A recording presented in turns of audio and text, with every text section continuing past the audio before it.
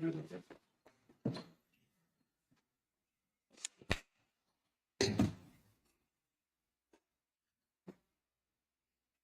everyone. Follow me in the Pledge of Allegiance. I pledge allegiance to the flag of the United States of America and to the republic for which it stands, one nation, under God, indivisible, with liberty and justice for all. Heavenly Father, come before you today, asking you to watch over this meeting of our commission, and just thank you that we got through these storms with no more damage than we had, and ask you to continue to watch over us through the rest of this week. In Jesus' name, amen.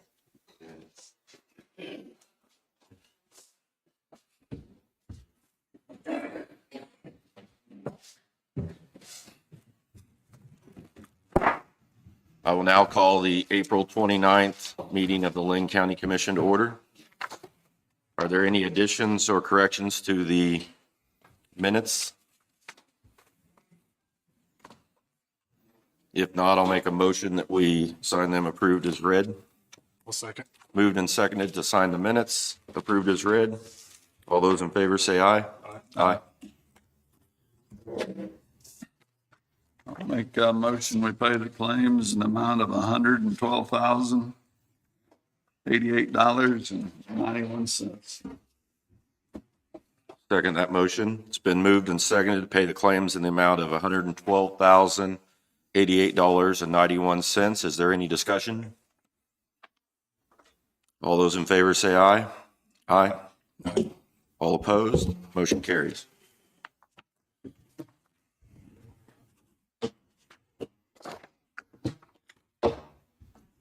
Adds and abates? No. Okay.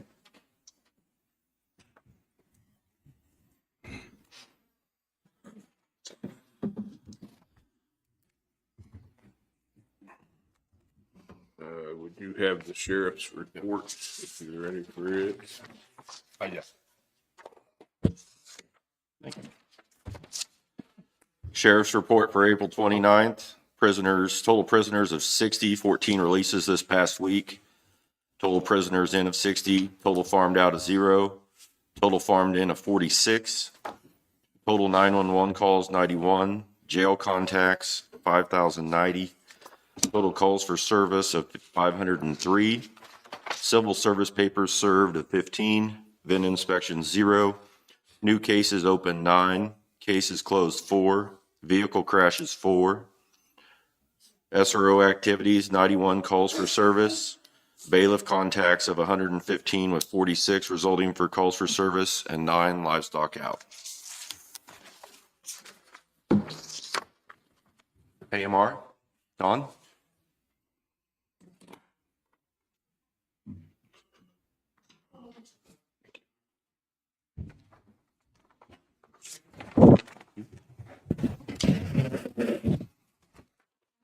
Thanks so much.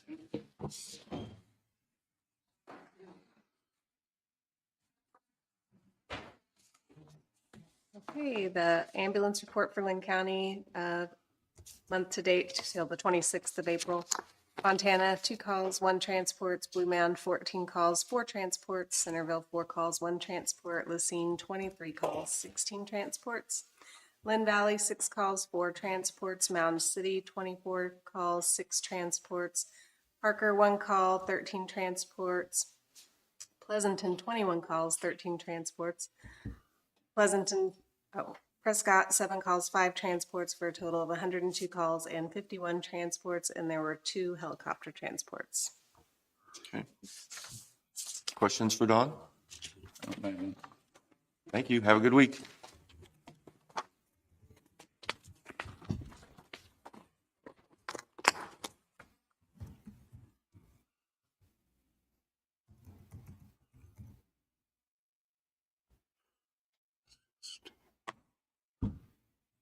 Do you have something? Darren?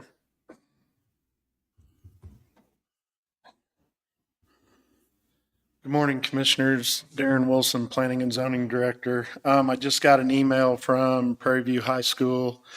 May 28th, we can have a public hearing at 7 o'clock.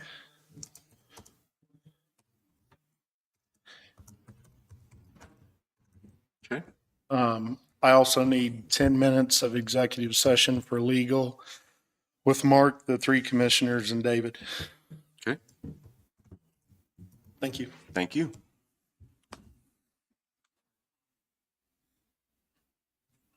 Sean? Public Works?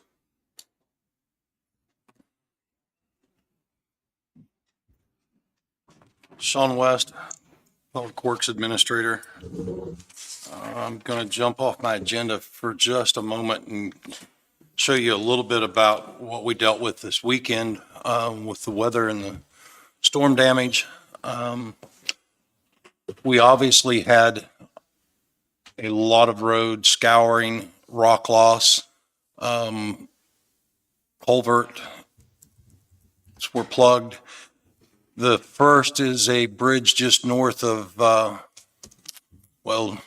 just north of Mound City. This is a bridge we previously, you can see, did a cold patch repair on, and water had taken part of the asphalt around the bridge abutment. The next, this is a roadway loss on 900 near Waddles.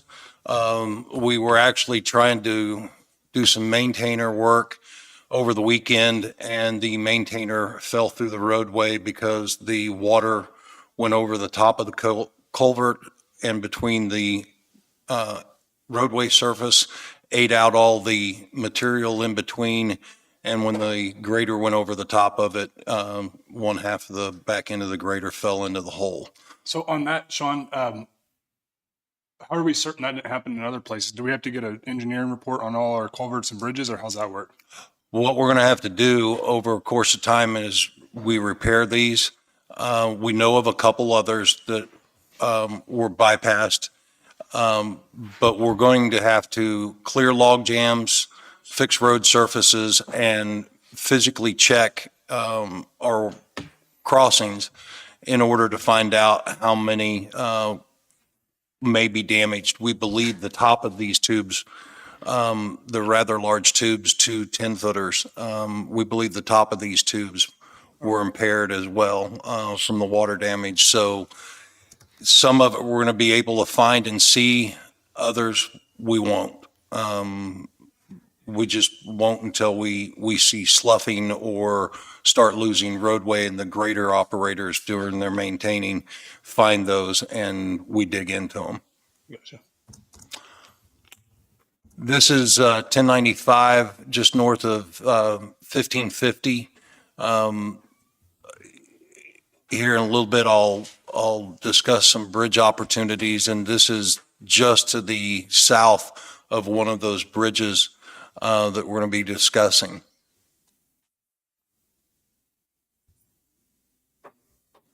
This is the asphalt overlay that we did 2 years ago on Ungenhauer, approaching the bridge just east of Pleasanton, just a little southeast of there, where we did the tree clearing for the curve. You can see that the water has taken part of the road surface, damaged the side walls to that approach. And I think there may be one other, but there's significant guardrail loss or damage on the other side of the bridge as well. The bridge itself is open. What you can't see very well in that photo is where the largest loss is on the left side of the screen. If you go up from there, there's a dark shadow, and that is the road rippling, where water has damaged another 20 plus feet underneath there that it just hasn't come up yet. So the road surface underneath there has been severely damaged by water. Was the bridge, is anything wrong with the bridge? It's a historic bridge, isn't it? That's correct. The bridge itself, and Todd didn't see any damage itself, but you're talking about the approaches and the guardrail systems at this point. But we are going to have to go around and clear log jams and check bridges in almost all of them, and physically lay eyes on quite a bit of infrastructure before we can say what all has been damaged, or a lot of it is the approaches and the sidewalls or the slopes holding up the approaches that may have been impaired because log jams or other water moved around those, and we're going to have to find out how much sloughing we have around those. So with it being historic, do you have to let anybody know that what happened to it, or we're doing work around it or anything like that? This is the approach and the guardrail systems, not the bridge, so I don't believe there's any I got you. necessity for that. I think is that the last one? Okay. What I didn't show you, and I could have showed you 30 photos of roadway rock loss and damaged scouring. There's sections of roadway that for miles, have lost rock. I'm going to work with Randy. He reached out to me this morning wanting estimates so that we could push those onto the state. The foremans are working on that now, and we're going to try to get that out to him this afternoon.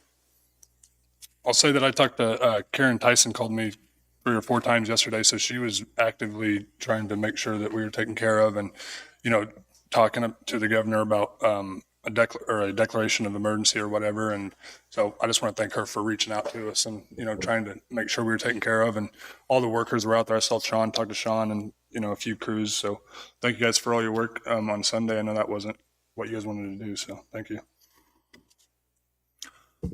Moving on to the agenda items, we met with Call Valley last week and talked about grant opportunities.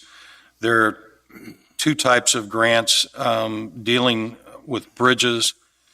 And the reason, if you remember, I sent out some information weeks ago on a bridge report, I believe it was Maryland, where a critical fracture bridge had failed in that area due to lack of maintenance. And we spoke with Call Valley and had a good conversation about giving us a better look at not only repairs, but replacements. And I think you'll see that there's a spreadsheet, a small spreadsheet on 2 sets of bridges that I sent out to you. Those bridges highlighted in yellow were the ones that he'd identified that could be replaced rather quickly and needed either funding or grant monies to repair or replace them. The reason we picked 2 of these bridges for these programs are not because they are the ones that were listed as needing replaced or having the most damage or needed replaced rapidly, but they are on that list that need replaced in the near future. And this grant program and the dollars available to it may disappear in the next 5 years and go back down in its percentages of funding. So we looked at the length of the bridges and the cost of the bridges, as well as the damage and the necessity to repair or replace the bridges. With those 2 grant opportunities that came out of the meeting, the first is for the older federally funded bridges. The bridge that we've identified for this program is FAS 7. This is located on 1095 south of 1650, which is where that water photo that I showed you just south of that bridge was crossing. The length and condition of this bridge is why we're recommending it for the program. The program is a 90-10 match that would pay up to $2 million less engineering cost and right-of-ways, which we don't obviously need any right-of-way purchase in that area. The second is an off-system bridge, OS 16, which is located on East 1950. This bridge, or bridge's condition, makes it attractive for the program and to request funding for. The program in this case, because it's an off-system bridge, would pay 100% up to $2 million less the engineering cost or right-of-way, which again, I don't expect any right-of-way purchases for these projects. The cost of applying for these grants would be simply a couple hours each of our negotiated engineering cost. So for 4 hours of our engineering fees, we could make application on these. There's no commitment until grants are awarded, and we accept those and have dollar amounts to discuss in further detail. But I would like, as part of this process, to go ahead and apply for these grants to see if we could take some of these older bridges off of our inventory and get them off the once-a-year inspection, because we biannually inspect our bridges with the exception of underwater, critical fracture, and bridges whose condition are in such poor repair that we're required to inspect them yearly. These bridges meet those qualifications, and I'd like to look at the possibility of grant funding and bring those numbers back to you. If we go over the $2 million on our bids, we're going to be funding that portion for those grants. Those are the caps, and we would. I don't believe, based on the engineer's assessment of those, that we would be going over those for these bridges. And it's 2 million for each bridge? That's correct. Each is an individual program. One's for the old federally funded, and then the other's off system.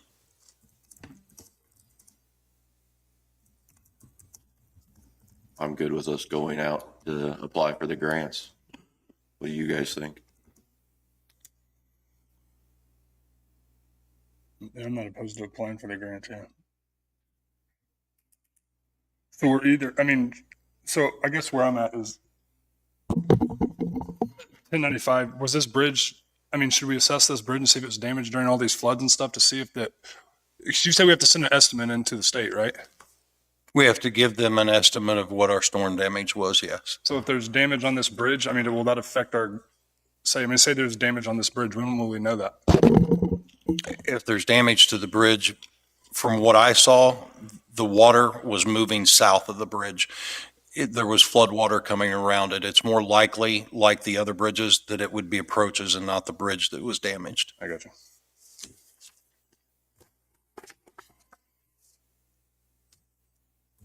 Jim? I'm good with it. Okay.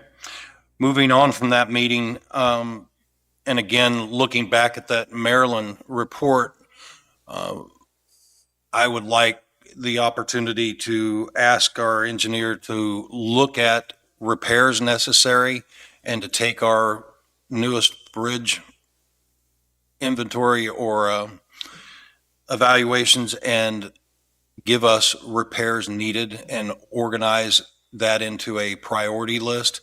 We're talking, again, a few hours work, and that's something that I intend to do, not only to provide our road crews with that list, but to provide us with a list so we can look closely at what our liabilities are and what needs to be repaired and fixed, and what the priority of those things are. Because again, we don't have an engineer on staff. We only have an on-call engineer. I believe we need a layman's assessment, just like you see in these spreadsheets, of knowing what the priorities for those bridge repairs are so that we can address them and do due diligence as far as the safety of those bridges. So off of our bridge inspections before, we haven't been getting anything that showed that the repairs or what was needed for repairs. We get that, but we get that in a format that is code sheets and numbers that are not easily pulled out by a layman, as far as being able to look at those sheets and know what those codes are and how to assess what the priorities are. It's not just a list of, hey, these bridges are the most priority or the highest priority. What we get is those inspections done and those data reports sent to the state, but we get a copy of them. Once we get a copy of them, whether or not we can interpret that information or not, we're still responsible for it. We're still responsible for that On-call information. engineer be giving that to us as far as what the repair should be. Do you guys feel that way? Not not the on-call, but the, whoever does the bridge. Inspection, yeah. bridge inspection, not the on-call, bridge inspection. And I think here, you might have been here. Rick and I had talked about this at the same time. We wanted to know about the railings, the 6 foot off the water or whatever it was. I think that should have been included too, but. And I think in the future, we can address those needs by the way we send the RFP out to include these things in that RFP, that we ask for a spreadsheet of priorities for repair and replacement and a spreadsheet of repairs that need done for these bridges. I think what we're asking for now is being done, and it's the state minimum and what's required for our reporting. But as we're educating ourselves and our staff about what we need to adjust our RFPs and what we're asking for. I agree. I think it's almost, it's impossible to budget for bridge repairs if we don't know these, these things. So, but we are getting the information, just not in a format that's easily digested by our staff and layman's to pull it apart. While we're on bridging, we talked as well about bridges that are on this list and these priorities. Some of these bridges can be taken out and replaced with culvert systems rather than replacing them with an expensive bridge that then requires all of these inspections. But it's normally the shorter bridge. A bridge is determined by its length. So any water crossing over 20 feet is a bridge system. We have OS 72A has to be inspected every year, and OS 32. Our OS 32 is listed for 15 to 20 year replacement. I would like to look at replacing them with culvert systems. One of the two, and let me find OS 32.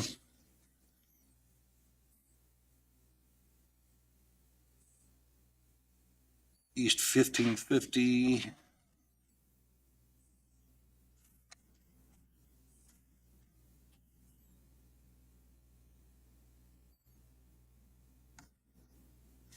Reed Road, OS 72A.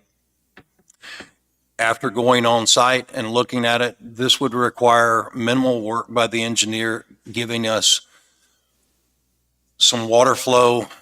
It doesn't require permitting, and we can replace that with a culvert system as soon as he gives us pipe sizing. So again, this is a couple of hours work with the engineer to give us the correct pipe sizing, and it takes another bridge off this list.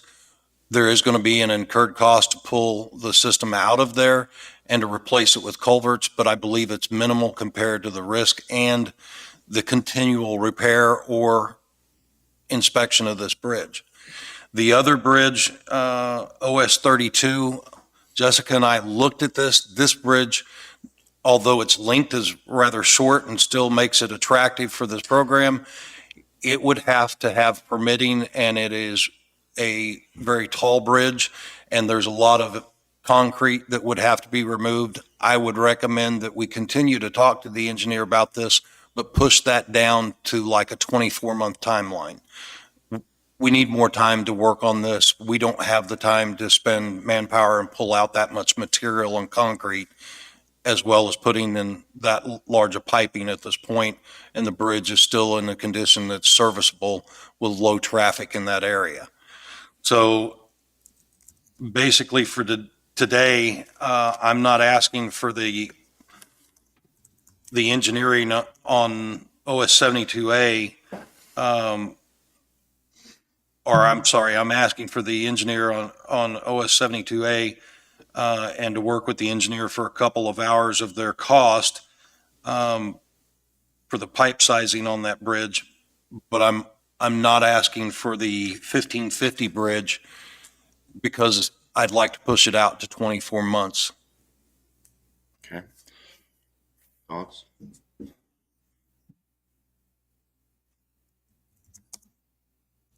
So that system they have out there at Pleasanton East Lake, it used to be a spillway where they put the concrete culverts in. You know what I'm talking about? I think they put like 3 or 4, Box culverts. the box culverts, yeah. Can we do something like that on some of these bridges or no? If you put box culverts in a series and it's slabbed, then it's a bridge. Would that be cheaper than trying to go back with a, I don't believe it would be cheaper than the culvert system. And that's why we're picking bridges that are 20, 21, 23 feet. We're trying to keep them down to where the pipe sizing and the replacement would not qualify as a bridge system.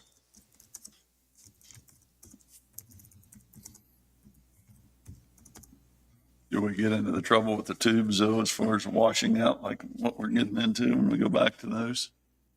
eventually rotting out on top? The engineer had a suggestion when we looked at that we use, if we replace these, that we use industrial piping or reclaimed piping from pipelines or rail containers.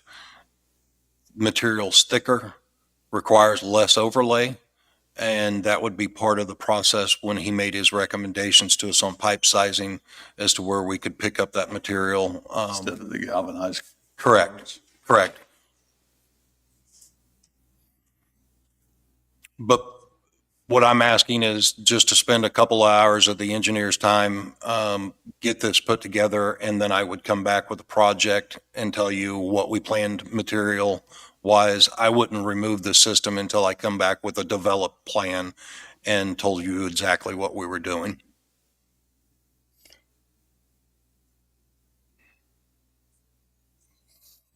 I'm okay with it. Me too. Is there a way why, I'm just concerned that there was damage from this flood on multiple bridges around the county. Why we have them here? Should we assess those or no, or what do you guys think? I would like first to send our road crews and Todd to look at all those bridges and then call out the engineers as needed to keep the cost down. It's very apparent when we have sloughing, when we have embutments that are exposed or wing walls that are damaged. I think we can identify the ones that we need to call someone out on rather than just have them blanket the county for that. I think we can keep the cost more reasonable with that. My concern is if we're sending an estimate for this state of emergency, whatever you want to call it, to the state, is there a certain timeline that we can, if we don't assess these bridges, then if we don't include one on the list on the estimate, how are we going to?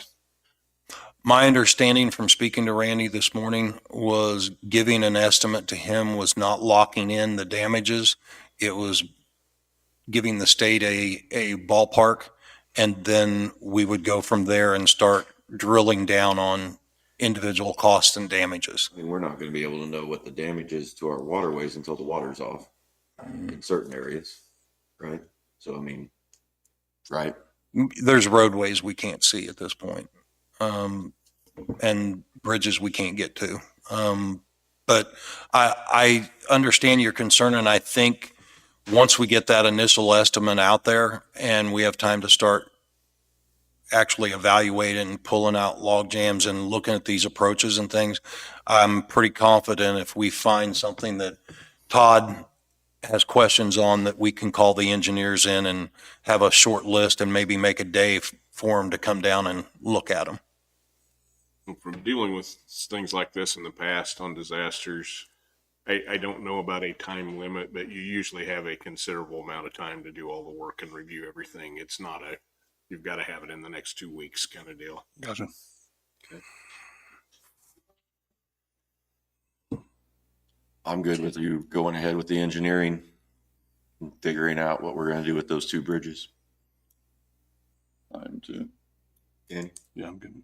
Okay. The next item is not on here. It was a oversight by myself, but there's another bridge in the Goodrich area that dead ends to a farm field. I would like your permission to work with Mark and the landowners and see if that roadway's already been turned to minimum maintenance, or if that bridge system is still on our inventory, whether or not we need to keep it on the inventory. I would just like your permission to work with him and the landowners and see if there's a resolution to that bridge, because it does just access a farm field. It's not a through roadway. And if that is still on our inventory, there's little to no reason for it to remain on the inventory. What area is it in? Goodrich. Goodrich, so Parker, Okay. south of Parker. It's the one that comes out of town, right? South on Main Street. So if we declare a road in minimum maintenance, it doesn't have to be on this list, right? On our bridge inspection list? The bridges themselves, I don't believe are qualified by the roadway character or type. If it's on our inventory, it's on our inventory until we have it removed. The last two that were removed were by your signatures on the state line with an agreement with MoDOT, where they took over the inspections of those bridges. And there were two bridges on the state line.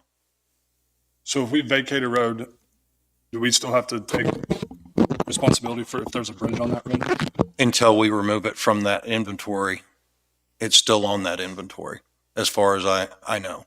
So I don't have the answer to this, but I'd like to reach out and find the answer, work with Mark, work with the landowners, and see if there's a resolution, because after looking at that bridge, it needs riprap around the sides. It's got water damage coming up around the wing wall or embutment areas. I don't see a reason to keep something that services just a farm field entrance. I don't see a reason to treat it like a bridge on 1095. But I don't know all the answers to that until we drill down on it. But I can tell you bridge reduction in the inventory reduces liability, and I think cost as well. And I think we're all looking towards that. Okay. I'm good with it. Me too. Okay. Okay. Next thing I had was the second let on Hell's Bend and the paperwork from the state. The state sent a packet for us to review and approve. It looks like bid items and construction, engineering, less federal funds will require a county match of $439,000 and should be remitted by 6/6 of 2024. This is probably in the ballpark. We had two bids this time from two different construction companies. Our first bid, this one is probably, I want to say somewhere in the neighborhood of 70 over our estimate, but 70, our contribution in the neighborhood of 70,000 lower than what our last bid was.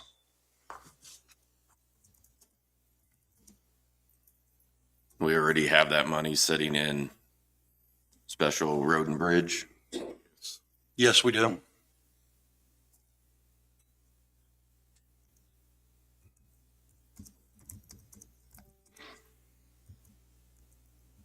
This is a lot of bridge talk.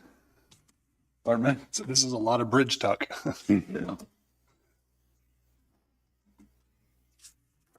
So this would be a grant for 1.79 million with the county matching the amount of 439,000. Is that Correct.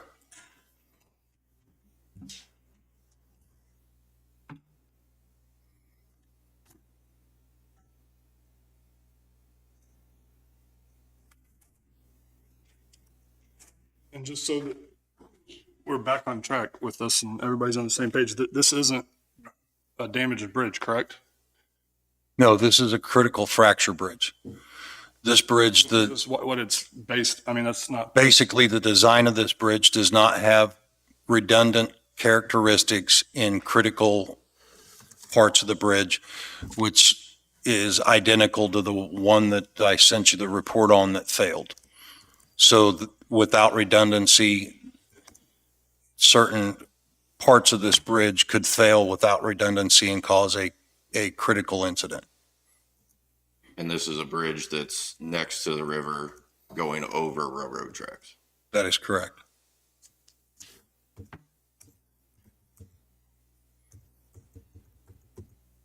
And it's one of two in our system.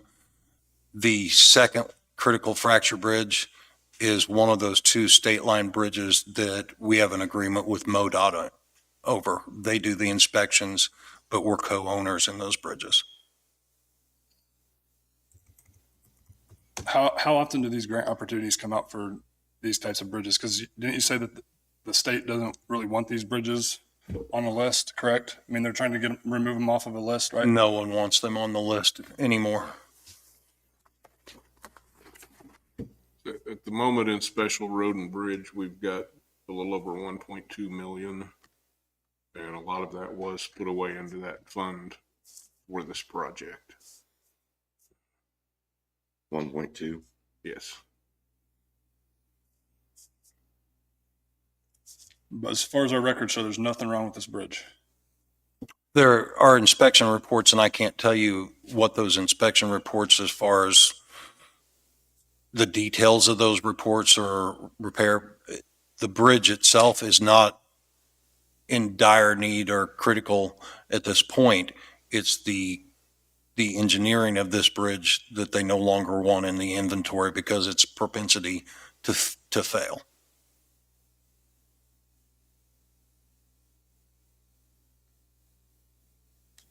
Can we have somebody look and see what the repairs is needed on this bridge right now? I mean, as far as any repairs that's on it, you know, like you just stated that, we don't know what the reports that we're getting from each of our bridges, what the actual repairs needed are. Could we have somebody look at it and see what it actually this bridge needs now? As far as the repairs, Any repairs? we can have that looked at. But from discussing it with the engineers, they're not as concerned about the bridge condition at this point as they are the bridge type, and the fact that the funding to get these off the inventory won't be around. And it is very costly to replace this bridge, but what the engineers are telling me is that without these grant opportunities to keep this in the inventory and lose the grant funding would mean we would sole fund this bridge at a cost larger than what we have in our special road and bridge to I get consume it emails all. about these bridge, opportunities all the time. I mean, I think we have bigger issues than this bridge. I mean, they're saying this bridge is okay. It's old, right? I mean, I'm not going to get rid of you because you're old. Huh? The critical fracture bridge. So they hired a different engineering company that doesn't like that type of bridge. Okay. But our reports say the bridge is fine, right? I can't say that it said it's fine. We get those reports in and you're right at or about 200 bridges. And then to go through all of those engineering reports and prioritize those is not in my wheelhouse. How much have we spent on buying right away and engineering and stuff to be able to apply for this grant? I can't give you a dollar amount, but we've bought right away around this. And since my hire date, this was on the books when I got hired. I know our staff and our on-call and the companies that we've worked with have put 2.5 years into this project over time to try to get this one bridge off the inventory. And again, it's not the condition of the bridge. It's the fact that this bridge design is not desirable to keep in the inventory. If there were an incident with it, the failure of redundancy in the system would cause it to fail completely. And it being over a active rail line is not a very attractive thing as well to have this type of bridge in that area.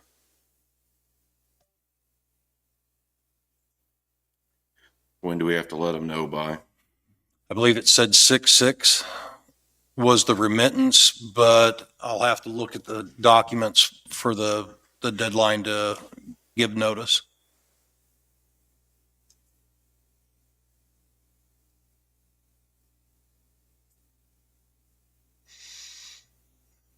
I think we should be moving forward with the new bid.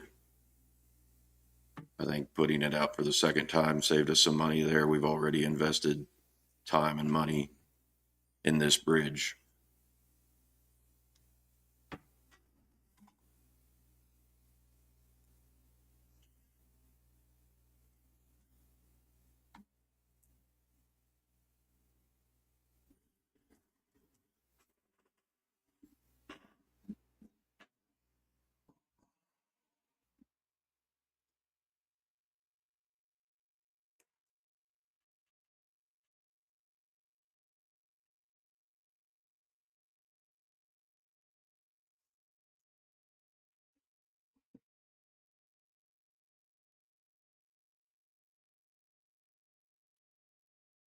You have any thoughts, Jim?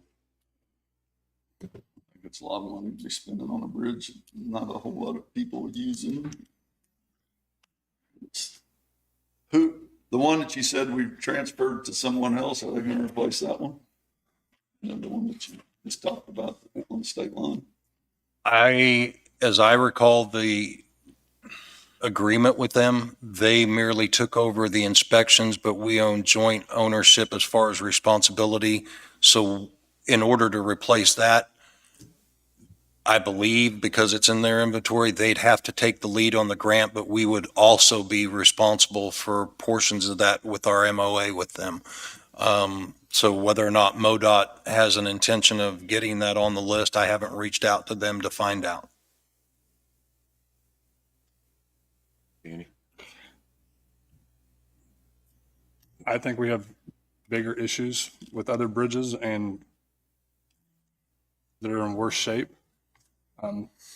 Yeah, that number looks okay, but I mean, what's your average? I don't know what an average bridge construction job comes in at, but say 30%, you're at another $600,000 on that for change orders that, I mean, dealing with the railroad, dealing with Mother Nature. I just don't,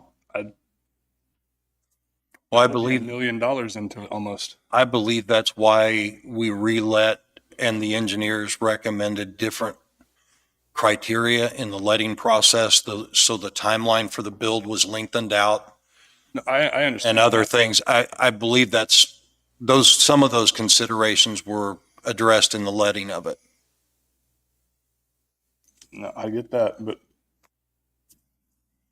as well documented they are on federal jobs, I mean, they still have change orders and that's where your company makes the money. So you don't make money on an initial bid. So that's what scares me. I mean, you bid it as low as you can so you can get the job. That's where I just think we're going to get in over our heads on it, and there ain't a report that tells us that we have to replace the bridge because it's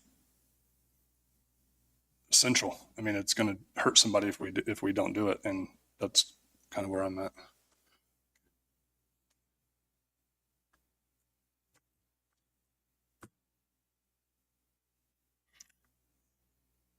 I mean, we have sinkholes in the middle of the road that I would rather be dealing with. I mean, Well, and I do believe we need to address all those, but that's why I sent the Maryland report on this type of bridge to you.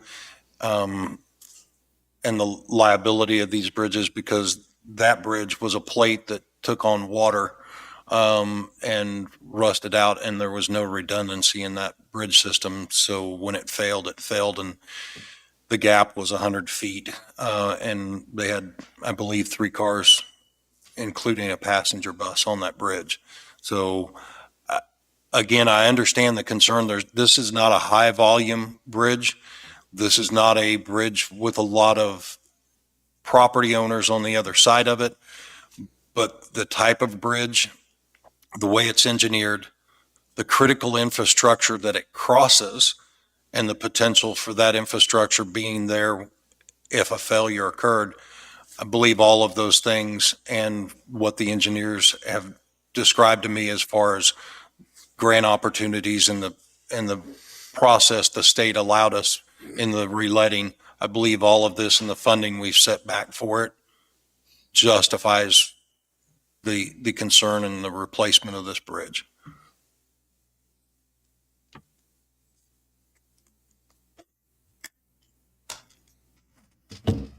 I would like to know when the bridge was constructed and how much we've already spent on this project. I can bring those numbers to you. Can we do like a study on the bridge too? Can we put a counter out there to see how many people use that in a week? I can put a counter out there and I don't have Kevin here in that department that normally puts that out. I'll have to check on that. But my concern is not necessarily how many go across, but what goes across. Because we do have gentlemen that logs on the other side, so there would be Farm fields. farm field. There would be heavy equipment moving across this thing at different times. I mean, do we have it?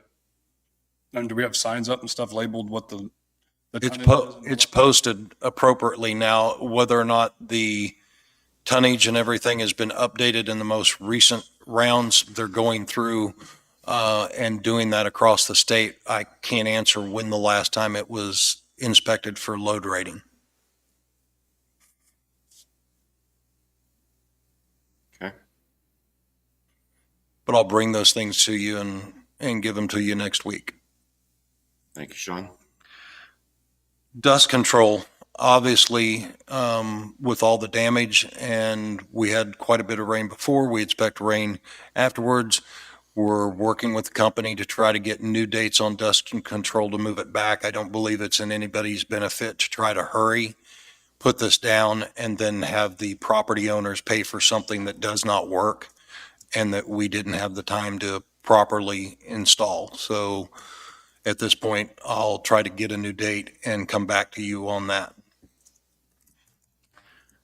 Next item I had was the tractor trailer or semi-tractor for the south shop. Nextran truck was the lowest bidder on that. We looked at that, checked it. The bid is still good on that. And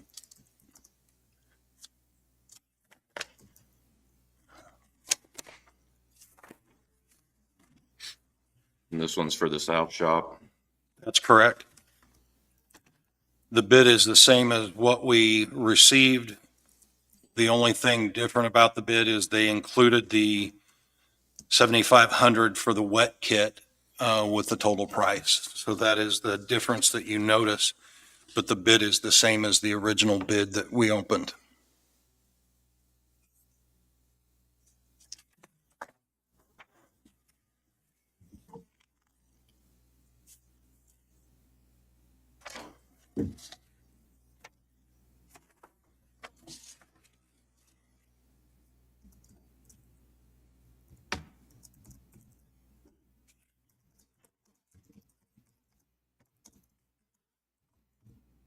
And the current truck that this one's replacing. Has a hole in the floorboard on the driver's side, several maintenance issues, I believe it's over 200,000 on it. And we're having several repair issues with it, but I believe the cab and the hole on that side is a large concern. Quite frankly, I don't believe it'll be that much longer before we have to red tag it.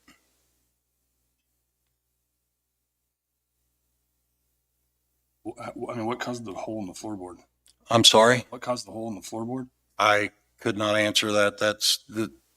It's just rusted out in the seam where the doorway is.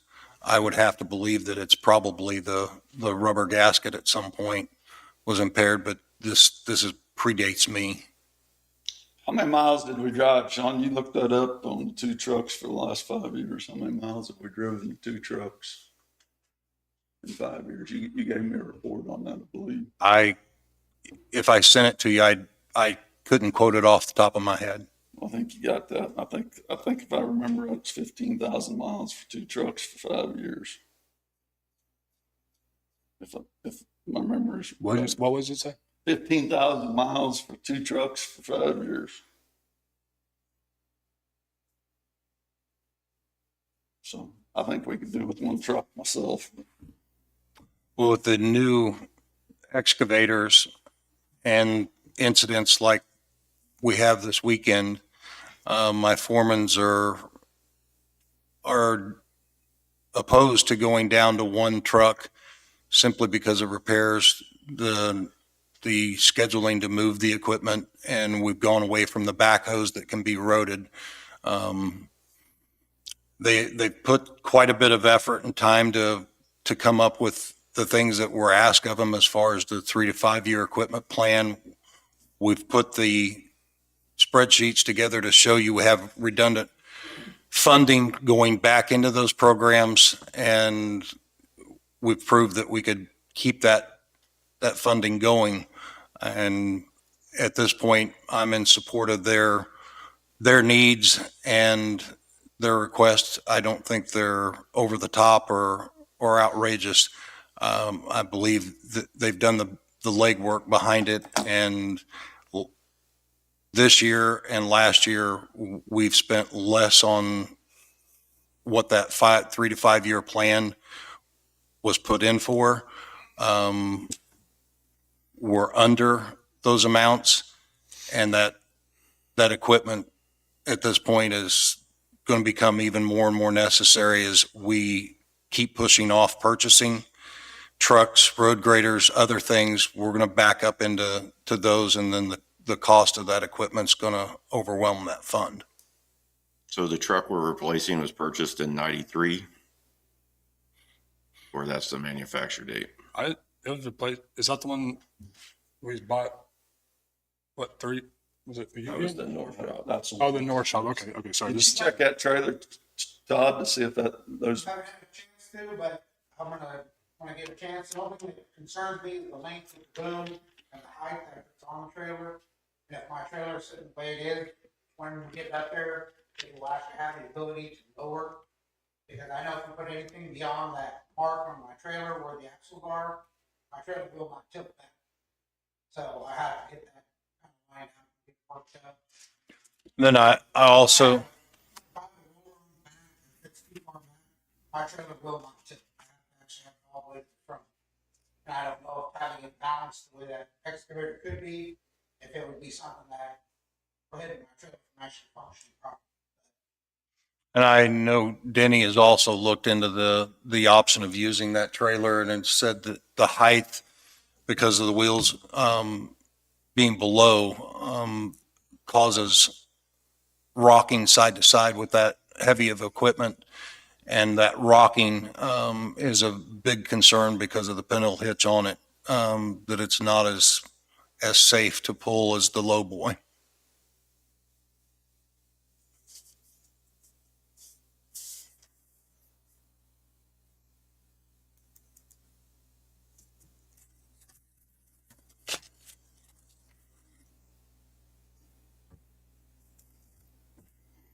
We have the money sitting in special equipment.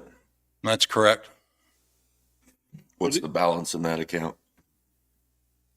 Are these trucks, do we have them, are they, I mean, to be able to put them on the road, does KDOT, do they have to qualify them or anything like that, inspect them?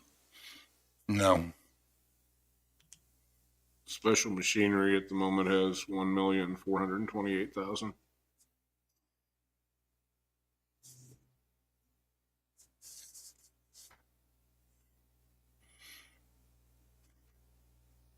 Before I think we can go out and buy a used truck and save a lot of money for no more miles than we're putting on.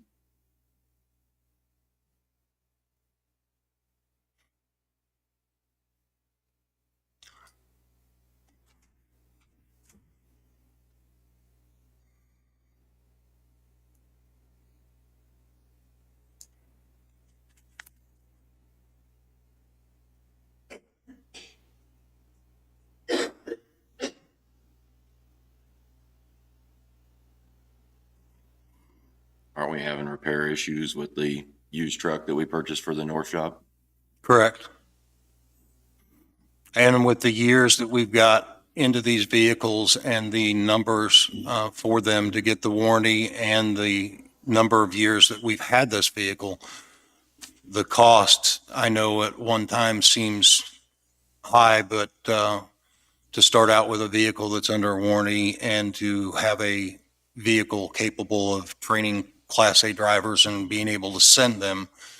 When you talked about inspections, I don't have a vehicle at this point that I'm comfortable to train the B drivers to be A drivers and send them up to do testing because the vehicle would be inspected at that point and it'd have to be serviceable to take the test. So again, the number of years, the work that went into pulling the numbers together for the spreadsheets and the auction that we put together, all of these things to fund this. I think the guys have done the background for this, put the time in and the legwork, and I'm going to support their decision in it and trust that they're giving me good information.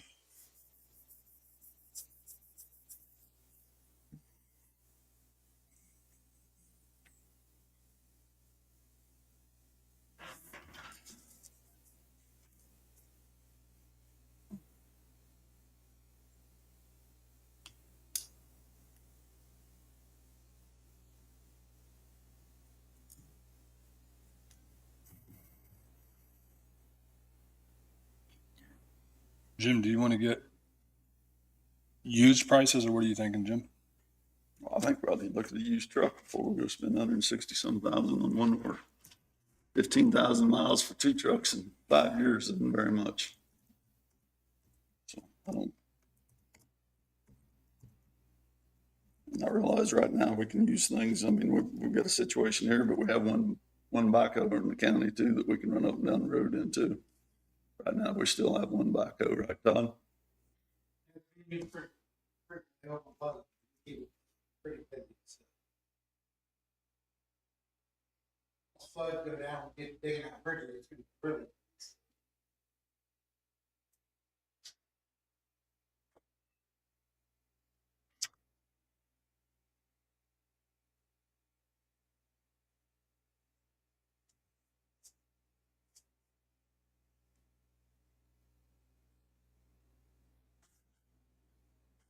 And this bid from NextTrans, good for how long? They've pushed this out several weeks for us, but they have the new pricing. I don't know that this is going to be good for very much longer.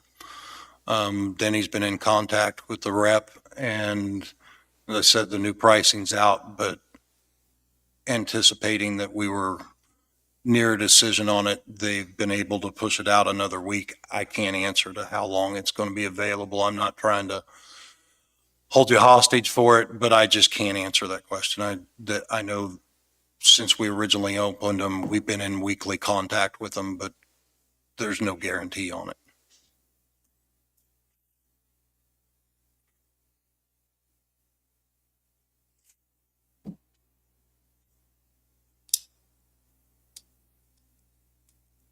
How long will it take you to get used bids, if that's what Jim's wanting? With the storm damage and everything else that we've got going, with the staff we've got and the foremans, it's going to be a while. It's not going to, going back out for used bids at this point, it's not going to be the priority over the roadways and the damage.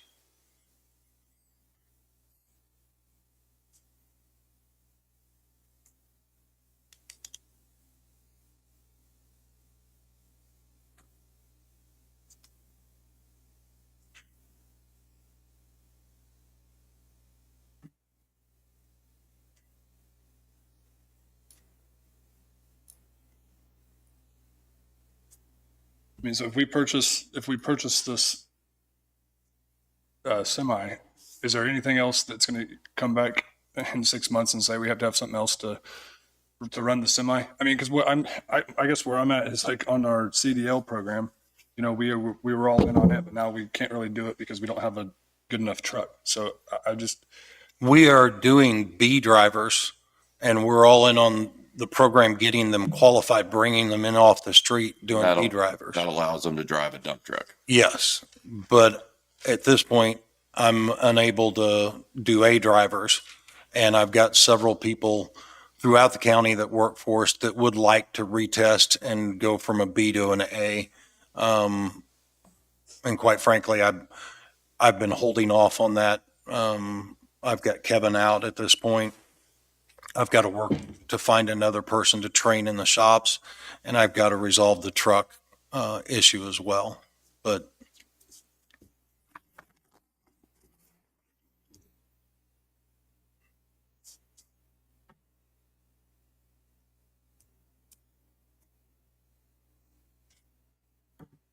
We've already taxed the people for the $1.4 million sitting in the special machinery fund.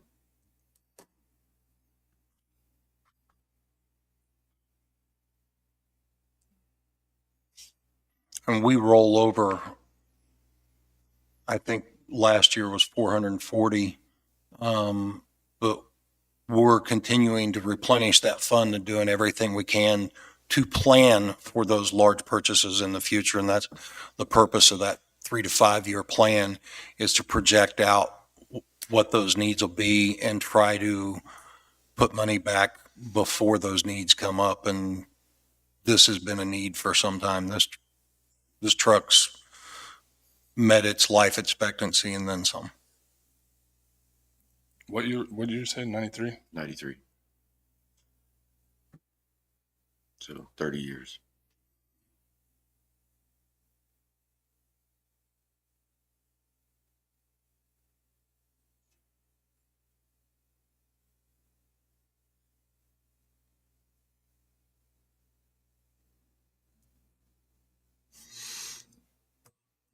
So when do we have the next trailer up in the north shop slated to be replaced?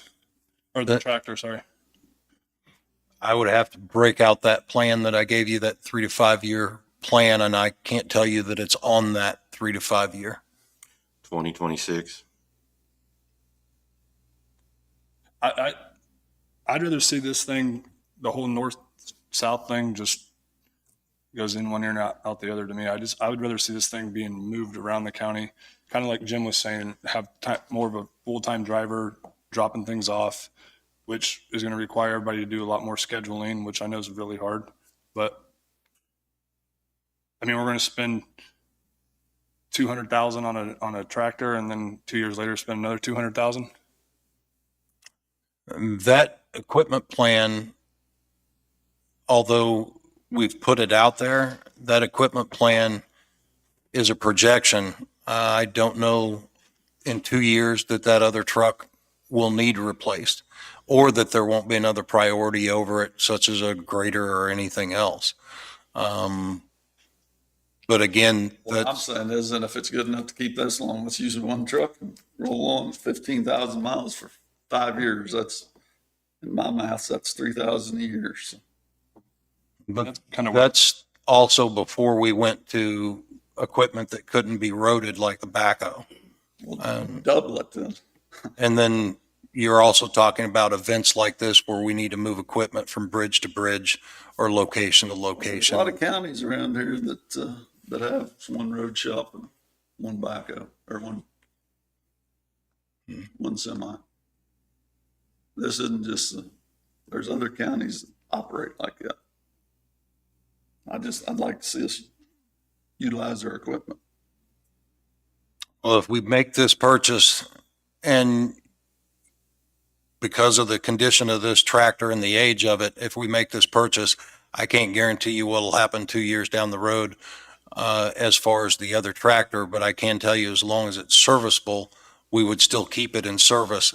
But at this point, if the question is, if we purchase this, do we auction off both of those tractors? I don't believe that's a doable thing at this time, and something that my foremans wouldn't support.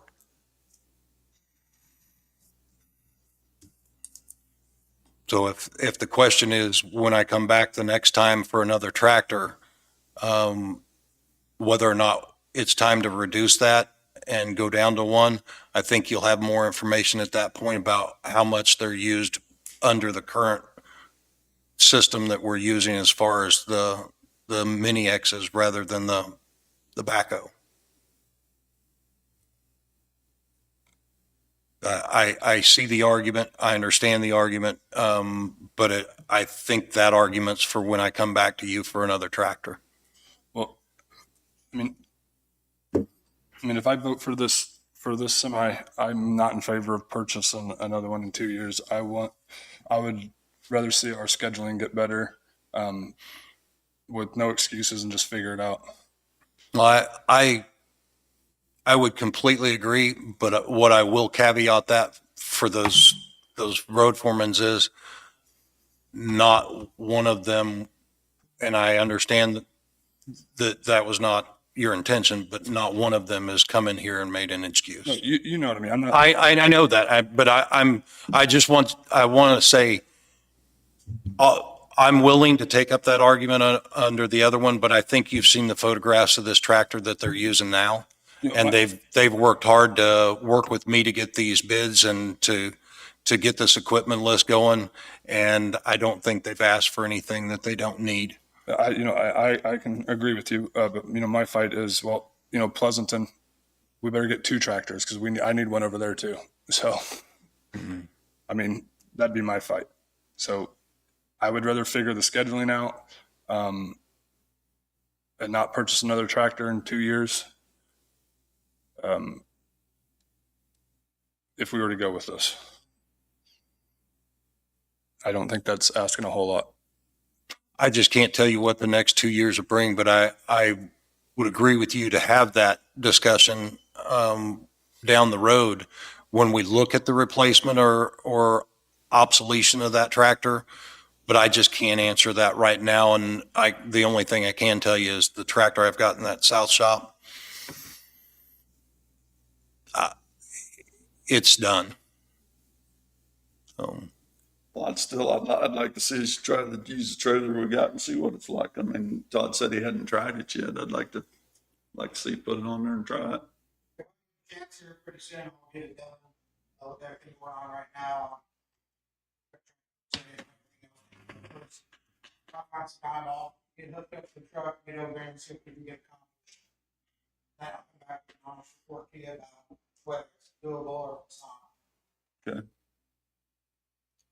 Danny, I'm good with going ahead and purchasing this truck now, and I agree with you on the fact that we can reanalyze it when we're talking about the other truck. We'll have a good one that we'll have no excuses with, right? That we could look at using in that role to move everything around.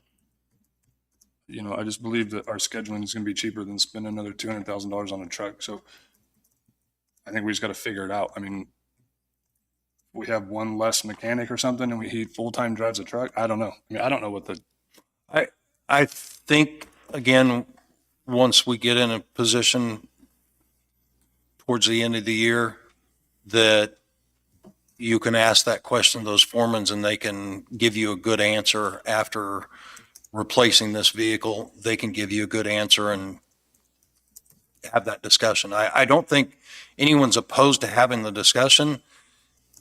Just the equipment that we're asking for right now it's on its nose, and we need to get down the road from it and get something that our operators can safely operate and move equipment around with.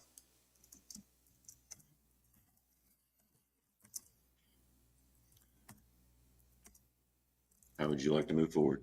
So your concern is that if you have your excavator on there, the arm's going to be too high, hit a bridge or something? Yeah, that's one of my real concerns because the booms on those are longer. So when they're chopped up underneath, they still sit higher than the cap of the excavator. And my other concern is when I pull it up, if I can pull it up on my tilt deck, because I haven't tried it, my tilt deck is such a steep angle. I don't know if going up onto my trailer, it's got the front plow on it. I don't know if it'll be able to climb that on it, but my tilt deck sits almost dead center of the trailer. And there's a mark on the trailer that says do not load beyond this point or damage your trailer could occur. I don't know if that excavator being up there, if it will actually have the weight, pull the trailer back down without doing any structural damage to my trailer. But like I said, we'll try it. I'm willing to try it. If it does anything to it, I'm going to stop.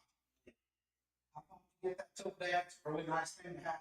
It's great for asphalt because it's all on rollers and everything real fast. I mean, that shouldn't be taking too long to do, huh? I mean, you got everything already hooked up? No. No, my truck is set up right now for watering because I was told we're gonna be doing 1350 before the storm came in. And I've got my truck rigged up to do, water spray. Where we can engineer to do, watering the roads with compacting. Set up ready to do that, and the storms. So it's not hooked up, and it can't be hooked up with my water systems. But I can get one of Danny's trucks hooked up, because like I said before, it's a state compliance trailer. Our trucks are state compliance trucks. So once we get a minute where they're not hauling rock, trying to get something taken care of, we'll get hooked up to it, get it over there and try to get it figured out. Well, okay, well, with that, I'll just leave my decision based on when you get that done, because I get Jim what he needs on his facts, and you guys get it next week. I can make, I'll try to get sometime this week, so that way next Monday we'll have a formal decision on it. That way you guys can make a decision then.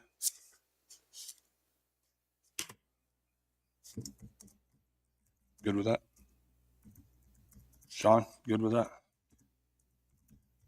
I still have some concerns with this trailer as far as the type, from what I'm being told from my shop guys, that it, not only the length of the boom and it being taller, but the safety aspect of pulling it on a pintle hitch with the motion of that trailer setting up so high in the center of gravity. For lack of any better terminology, I think we're looking at pulling a 350-gallon water trailer in an S10 truck.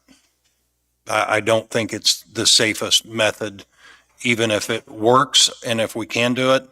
I would use it as a last resort to move equipment if another piece of equipment wasn't available. I'd want to do it right the first time. I just feel there's other counties around here that has one road shop and utilizes one piece of equipment. And I don't think we need two tractors with two low boys myself. I think you come back next week with facts of why it's not going to work or why it could work, or, and I think we can make a decision then. Okay. So if you come back with pictures, come back with the facts. Yeah, You good with that? I'm fine. I mean, I see what you're saying. I mean, if you're, I'll give it a Denny and we'll try to get it over there and get it hooked up. We can get a minute to do it. We'll check everything out. I'll report to Sean on what we found out. Okay. With that, we've got Call Valley scheduled at 10:30. And next was Todd with asphalt and oil bids.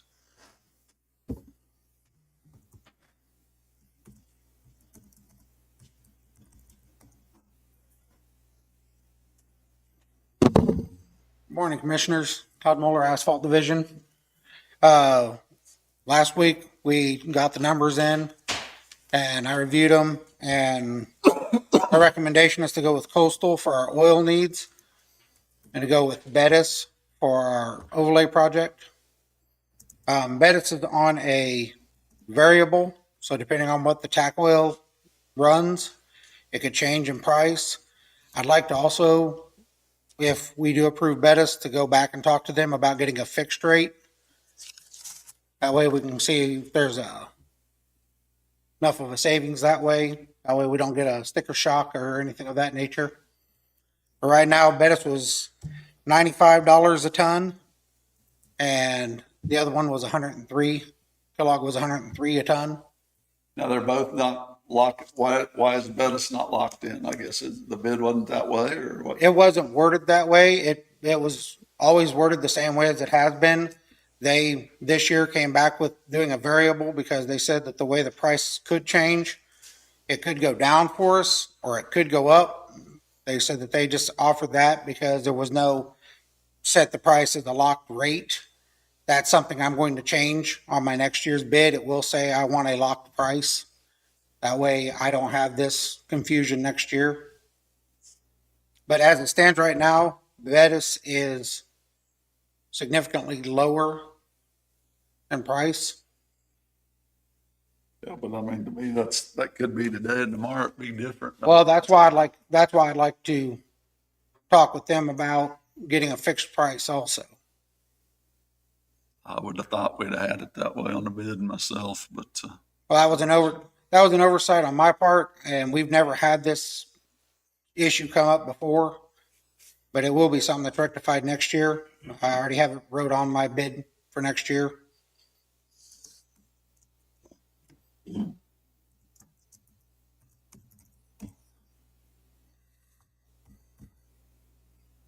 Okay. So Coastal Energy Corp on the, Yes, their oil prices for the oil that we use the most, the CRS2P, they're about $10,000 to $12,000 difference in price between them and Vance Brothers.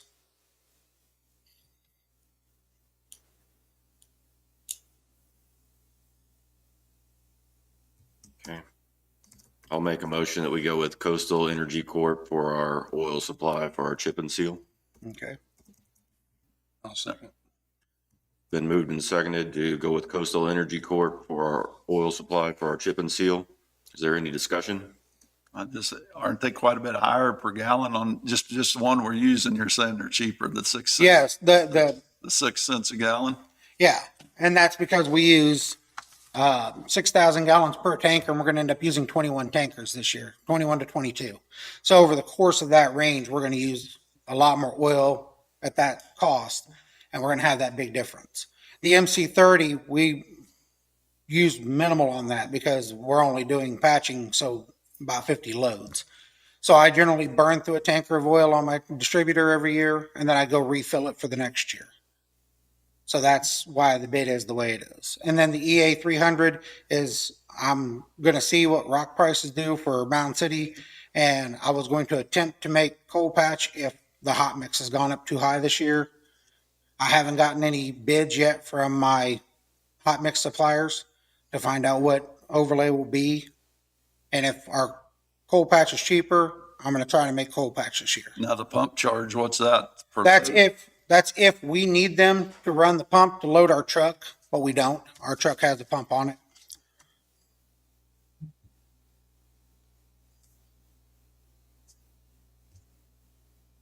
Other questions for Todd? No. Okay, Did you call for the vote on that? nope. All those in favor say aye. Aye. No. All opposed? Motion carries. Thank you, gentlemen. So hey, I got a question. So Yes. going back to all this damage stuff, are we on these approaches and stuff? Are we doing that patchwork? Are you guys too busy to do it? Should we try to bid that out? I'm going to start working on the patching and the approaches today. So how do we do that? Do we, on our list of what we're doing per day, Sean, do we charge? I mean, because that's a record that we're going to send to the state, right? On all the projects that we are doing related to storm damage, we will log those in our G-Work system. We'll log those and the materials, the man hours and the fuel, and then we'll report those at a later date. But at this point, like I said, Randy was needing by today a overall estimate of what our damage may be to push to the state, not a detailed list. And that detailed list will come later. Okay. And I just want to clarify, you took a vote on the oil, but not on the asphalt. That's correct.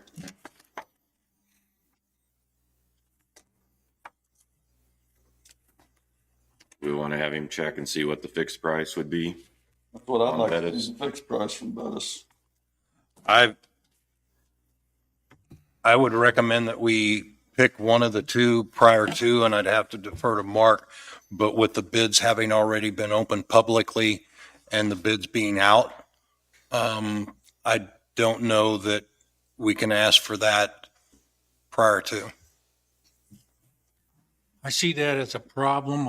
It was open, it's public knowledge, but now we're having, if you haven't selected Bettis, I think the other bidder might Take offense. they might question how open was the bidding process. So I think it's a better course of action to choose, lowest and best, whatever your criteria is, which might be Bettis, and then trust in Public Works and Todd to work it down. Maybe he can get it to fixed price.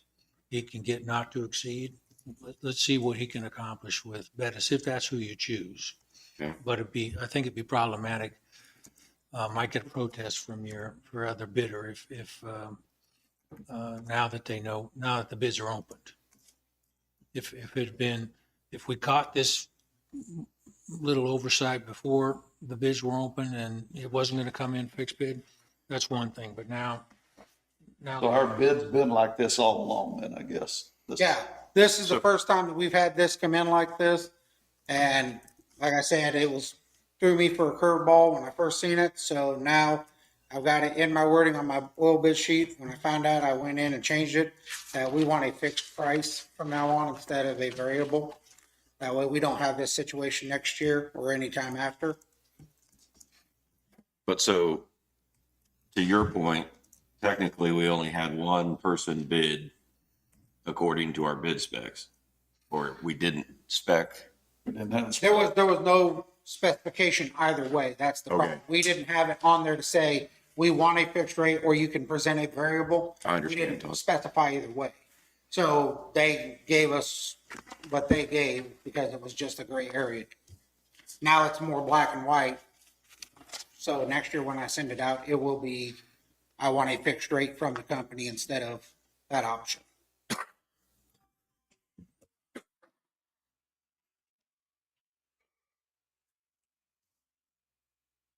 So you're saying to pick a company and then negotiate afterwards? Well, I think you feel fairly confident that if you were to pick Bettis and Bettis knowing what the other bidder's number is, it's not going to exceed. It's just a question of what's the fixed price going to look like after Todd and Sean sit them down to sharpen their pencil. Who did, is it Ungener, the one out? That was Bettis. It was Bettis that did that? Yep. Do you like that one or not? No, I thought that road was great, yeah. I mean, do they usually get our jobs or how, It's mainly between the two.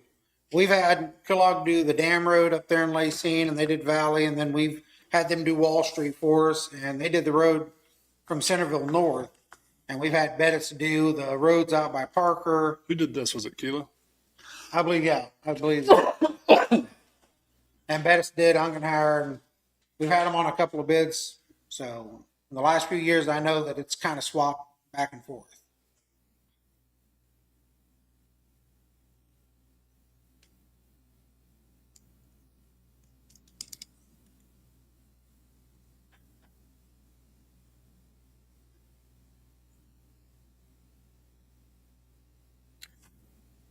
So your advice would be to choose someone that was of one of the bids is already open and not try to negotiate right now, right? It would be a huge problem to negotiate after you've already opened a bid to go back and renegotiate them. It's not a problem if you let it to someone and then go back again. You can. Can we not just go out to the two qualified ones that we have here and ask them each to give us a fixed price, or how would that work? But what he's saying is that Kilo's already given us a fixed price. We've opened that bid and read it. So Bettis already knows what Kilo's bid is. Right. Yes, sir. They would consider that an unfair advantage to Bettis, and I'd discourage doing that. Letting another bidder know what the other company's top line price is, and then go back and lower it. It doesn't mean if you choose Bettis, you can go back and and lean on it pretty heavily, but And at Bettis is cheaper by $8 a ton at the current time. Yeah.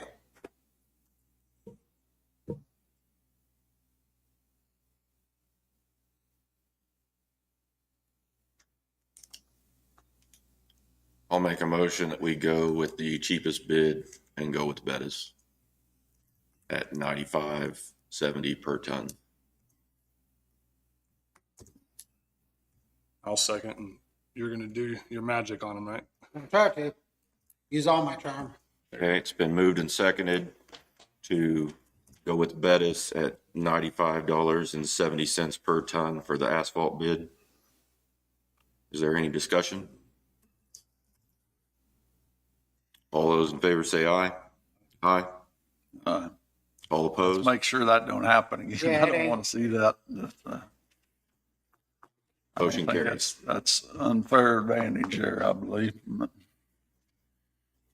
well, with all the energy prices so volatile, they could have been treating the county decently, saying it could go better in your favor.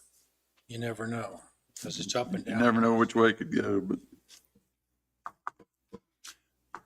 The next item I had up involved Todd in the Pleasanton shop. It was also on your 3 to 5 year equipment plan for a used skid steer in the Pleasanton shop. And we're asking to go out, check prices, and bring a used skid steer price back to you for approval.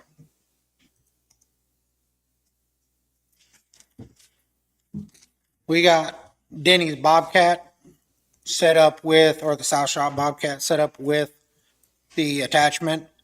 And we have it to where we're going to take it out today and use it on Ungenhauer to get rid of the wave that's in the road. That way we can start utilizing it.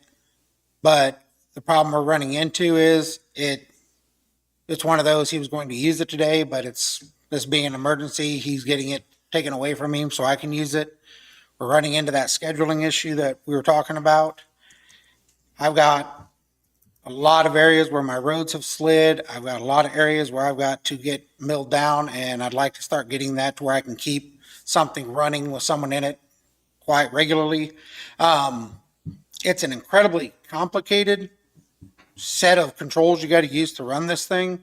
So I'm going to try to get at least 2 people trained, but I'm not just going to throw anyone in it, because it's not as though you hit a button and it does one function. You have to hit 2 or 3 buttons to get a function to work properly.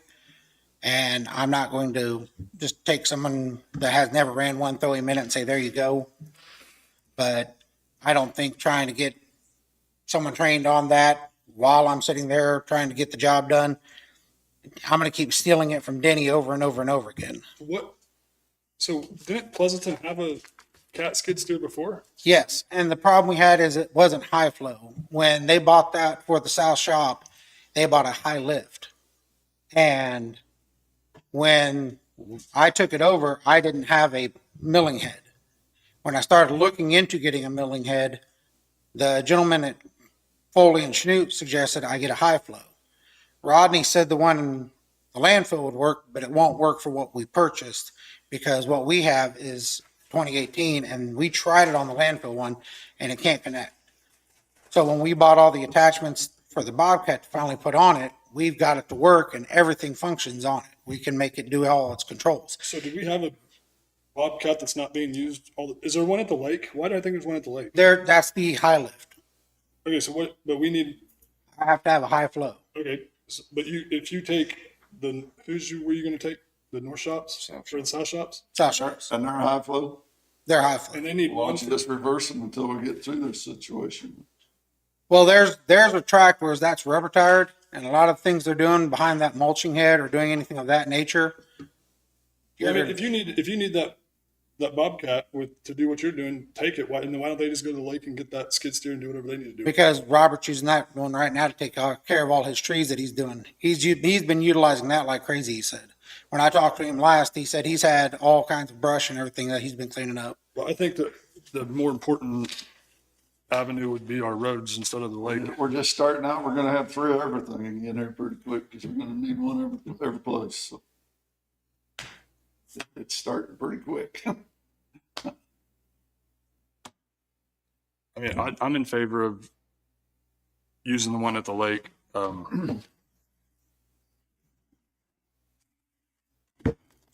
Yeah, and I'm with Jim on it. This is the last thing I wanted was just to do 3 of everything. I mean, you're right. That's where we're headed. Well, I mean, I think you and I think we all can control that, but,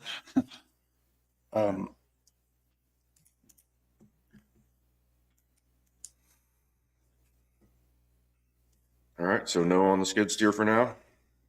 I mean, I say we get the one from the Linn County Lake. I say utilize the equipment we have. I think that, I mean, was the South Shop needing to use it on the roads? Is that what they're, Yeah, I mean, I think that takes priority over the lake. I agree with that, but it's one of those, the track machine is a much more powerful machine compared to that one. So that's why they were using it to do their approaches and cleanup and stuff of that nature. It's a more stable machine. I just didn't want to tie up his skid loader trying to do that kind of building project. And then a situation come up where he needs it. It's one of those, again, jumping it back and forth between 3 different things, trying to get it done.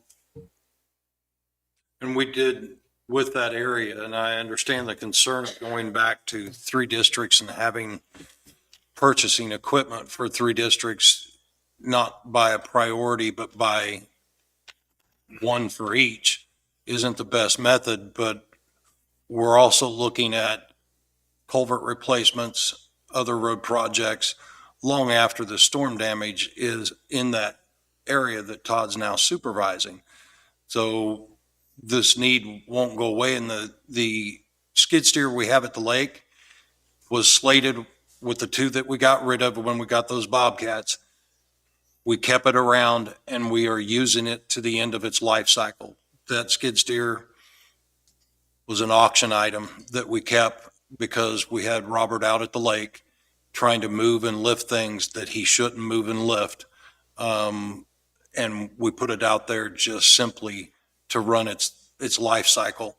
This is not a daily use piece of equipment. There's a reason that we took it out of service from the road in the beginning.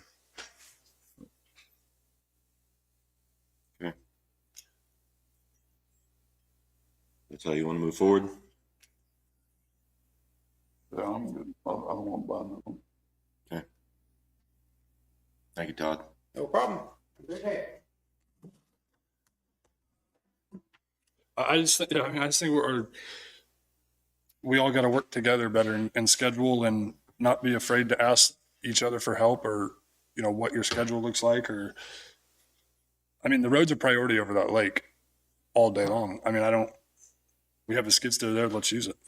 And I don't disagree, but we also have an employee out there that I don't want to injure by having to do things. When I got there, we were splitting firewood for a log box, 2 guys moving everything by hand. I did it a couple of years and it was huge. We're not talking about small diameter logs. We're talking about just what they knock down in the park, letting it dry out over the season and then trying to move it around down by the marina by hand to get it split up. There's also other equipment out of the shop, spreading pads out at the lake. So there was a need to move something out there so that our employees, not necessarily convenience, but so that our employees weren't injuring themselves. But it didn't justify a brand new skid steer sitting at the lake for part of the season. So just to clarify, that skid steer there is sitting there just to end its life service and to protect the safety of our employees by giving them something to do a job that we've asked them to do without heavy equipment. Okay. So, Yeah. Hopefully he doesn't hurt himself and knows better what to pick up and what not to pick up. But that's not splitting wood, I mean, and selling it. Is that what you're talking about? we got rid of that process and now we have a contractor bring a horse trailer in that's locked up by the marina, the wood split, put in the trailer. We have it just like a convenience store would have an ice chest. We go out, unlock it, and it's Skid steer. sold. Now beds, tree removal, down trees and other. Front end loader on a tractor or anything? No, there's a older John Deere with a brush hog out there, but there's no front end loader to it. And it came in, I think, just after I came to the park, because there was a New Holland there before. Senior Center, we're ready to do the flooring. Mike has got a hold of Brandon. I don't have timelines on the flooring, as I was unable to speak directly with Brandon over this week. Danny's going to do the touch up and the painting. Mike's got the ceiling tiles going together, and the compactor in. So I would anticipate after we get the flooring done, Danny will be in there a few days doing the touch up. I would like, if you have time, to have you, Danny, come over and look at some slope away from the building. I checked it. We had a little bit of moisture around a seal plate, and I would like to get your opinion on whether that's drainage, because it's not an overflowing gutter. It's not. I got up there and looked. So I do believe we need to move a little water away from that side of the building. You ask, Is it like the north? yes. Yeah. You ask about the building and where we're at. The best I can figure, because I'm getting running totals, the best I can figure, we're somewhere between 5 and 1,000, close to that cap of 13,000 that you put us in. So we're over 12. But we're in the neighborhood and we're not over the cap as I can figure it now. So we're coming in where we wanted to be. We are a little bit more expensive, even though we did some of the labor ourselves, because there were a lot of ceiling tiles and some uninspecteds. One of those uninspecteds will be that one of the appliances will need to be replaced as well. We've got a freezer that's going to leak all over a brand new floor if we don't replace it when we go back into the building. Don't we have freezers over here at the old jail? We do have some commercial refrigerators, but we don't have, this is a household type unit, not a very old one, but it's definitely damaging the floors where it was. They had to lay towels in front of it and things, and I don't believe it's something you want to put back in a building that you're moving them into.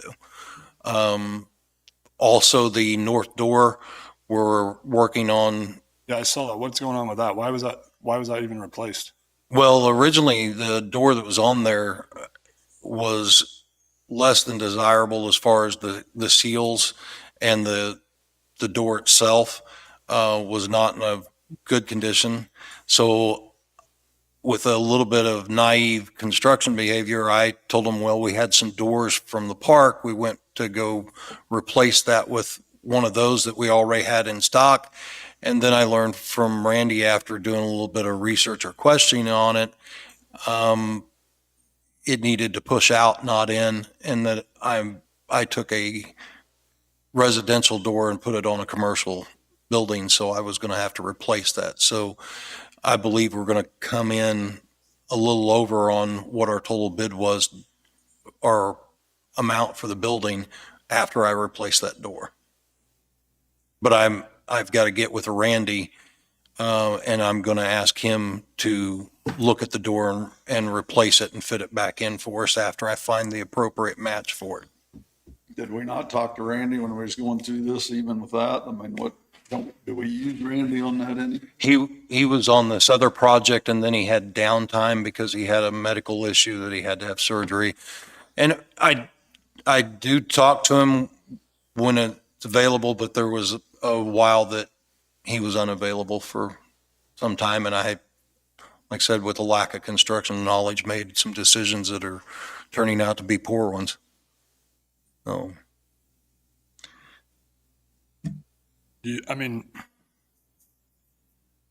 As far as a timeline and when I think we can get in there, I can tell you we can wrap up our end of it after the flooring within a week.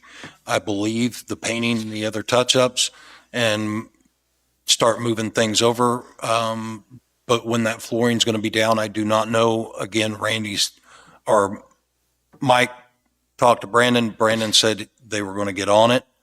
Well, They yeah, understood that's the what- priority, is but I- saying they're going to get on it. Well, I mean, we got on it when they needed us to send a letter about, funding and all that. That's what irritates me. I mean, I'm a give type of guy, and I've asked for an answer for 3 months. I just was unable to talk to him this week. Well, I'll speak with him if I can today. Okay. Update on pulling apart the handicapped accessible door for the back of the courthouse. The new bid from CDL came in at $6,047.07. Although that's a little more than half of what the bid for 2 doors were, I believe. If you look, this not only includes the door, but also includes the electrical. I asked them, with everything going on, to go ahead and put a bid in that included the electrical, a turnkey, so that I didn't have to spend staff time hunting down other bids and trying to work another contractor and timeline to get that done. So I think your pricing is within range of what we'd expect mobilization and the electrical for 1 door, not 2. So I went over there last week after the meeting, and I just looked at the building and talked to them. So our holdup on the old judicial building, putting a door or automatic door opener on it, is the north end door, right? That's what we looked at, was the north end door, I thought our but, original plan was to shut that door down, and nobody's gonna come through there, and they were gonna put. and again, they want to reroute the traffic on that, to that south door, I believe it is. Well, I thought they were coming in the south door and going out the south door. That's correct. So can we not just shut off that north door? And I mean, they have 2 other main exits on the back of the building, right? You're asking a fire question. Danny, on that, I'm supposed to meet with Chris about that north door. He called me last week. I'm supposed to meet with him after this. It's a marked exit now. I don't know. We'll have to do some measuring. You may not be able to get rid of that door or lock it. But I'm supposed to meet with Chris after the meeting and do some measuring and looking. So they may not be able to do away with that door. When I talk to them, just take it in consideration. I know there's rules, laws, whatever. They had talked about maybe just wanting to. It would be beneficial to have that door closed down and be able to utilize that as, like a little storage area, so they didn't have to always lock the door directly beyond it, where your wife used to sit right there in that desk. Correct. Beyond that, so they didn't have to lock it. So that's also the door that's right by where all my election equipment's gonna go. Not that Yeah, I but it's can't like- take it- not that like I can't 20 take it steps, through the guys. building, but if I'm loading and unloading that, do you want me to be taking up the public entrance on the other door? So you're saying leave that door there? I mean, the world's not great.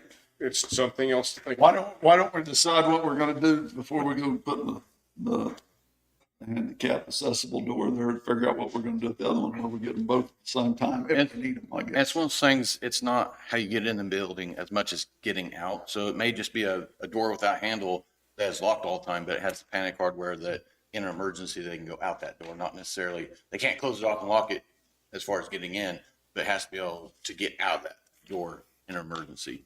But after we measure it and look at the occupancy load, they may be able to do away with it. But I told Chris, until we got over and measured it and looked at it, I would not say, yeah, you can do away with that door. So But you're saying you don't want to do away with it because in and out, if you can. Well, we can use whatever door we have to, but I'm gonna be in the way of other people Right. coming and going if I'm using the main public entrance for that stuff. Why don't we determine if we're gonna need the other one, to put an automatic door in there before and get them both done at the same time? Does that make sense? Well, that's what we were doing, But right?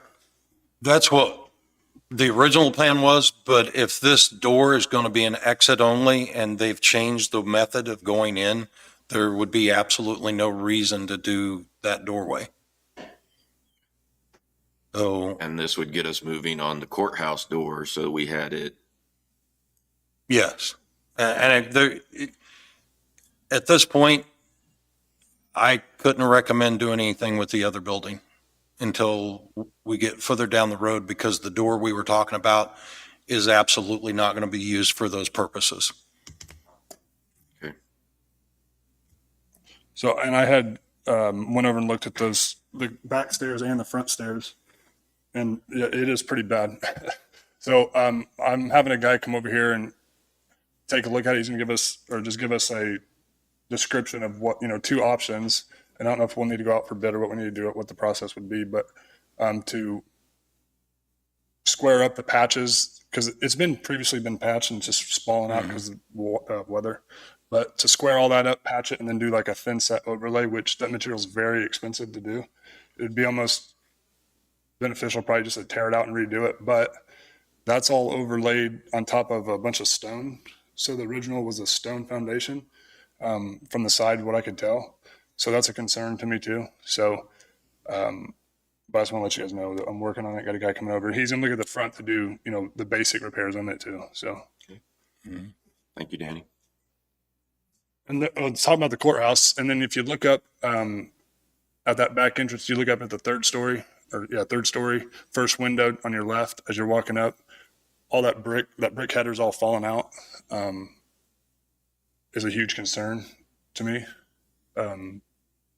All the brick shifted. It's a structural crack, which I think the structural issue is taken care of. I talked to Janet Cleveno, and she said that some of the gutter, it looked like all the water was falling in one spot, and you stand on a muddy piece of water, you're eventually going to sink. I think that's what happened right there. And so the foundation kind of moved or something, and it created a crack. Long story short, I think it was taken care of because she said there was something gutter rerouted or something, but the brick issue is still not taken care of. So it's just going to get worse, and it could potentially just fall out. So I don't know if you guys want me to, it's the type of work I do, but I'm not going to be involved in it, but I'd like to get somebody that I know in here to look at it.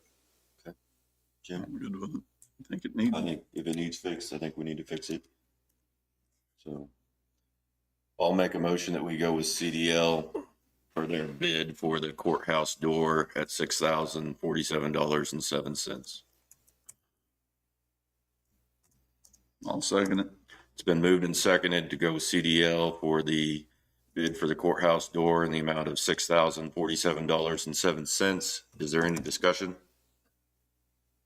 All those in favor say aye. Aye. Aye. Aye. All opposed, motion carries. We have our new transportation bus. It came in on the 24th. Joyce reached out to our partners in the region as far as anyone's interest in the old bus that we have, and you know how much we sank in repairs, and we had no interest on that. So I'll be bringing a resolution to auction to you because of the way it was purchased.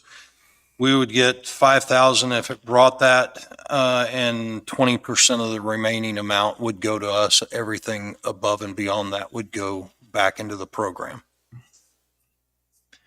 The only thing else I had left for you is when you have time, I need 5 minutes of executive session for non-elected personnel with yourselves, Mark and David. Sean, will any of you're talking about the elderly center there in Pleasanton, will anything in the old jail building work for that door? For the door, Yeah, for that exterior door that you're talking about? I can talk to Randy Page and go look, but I can't answer that right off the cuff. So I think most of the doorways over there are going to be the locking systems, because of its security nature, won't be the same. Okay. And then we had Call Valley here at 10:30. Yep.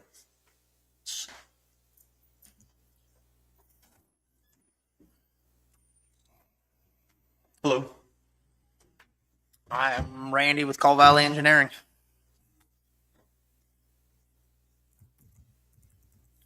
So hopefully you guys have our proposal in front of you. Do? So to the most part, I wasn't prepared to offer you guys a complete project, not to exceed pricing, because the scope of project is pretty broad at this point. You guys had a study done, but that was more whether you guys should put in a solid waste transfer station, not what the proposed layout would be. I know one was presented, but I don't know. I would like to have time to look at and offer my perspective on what a new transfer station layout at that particular site should look like. So that's the pricing I'm presenting to you currently. This gives us money to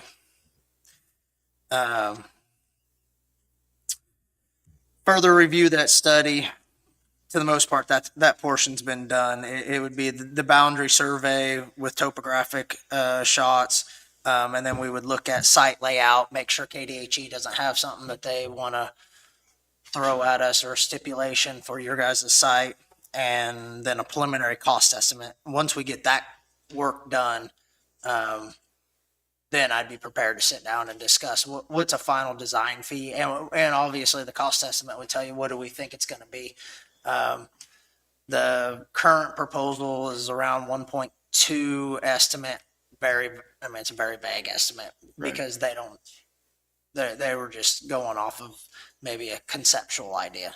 So, Okay. So what would,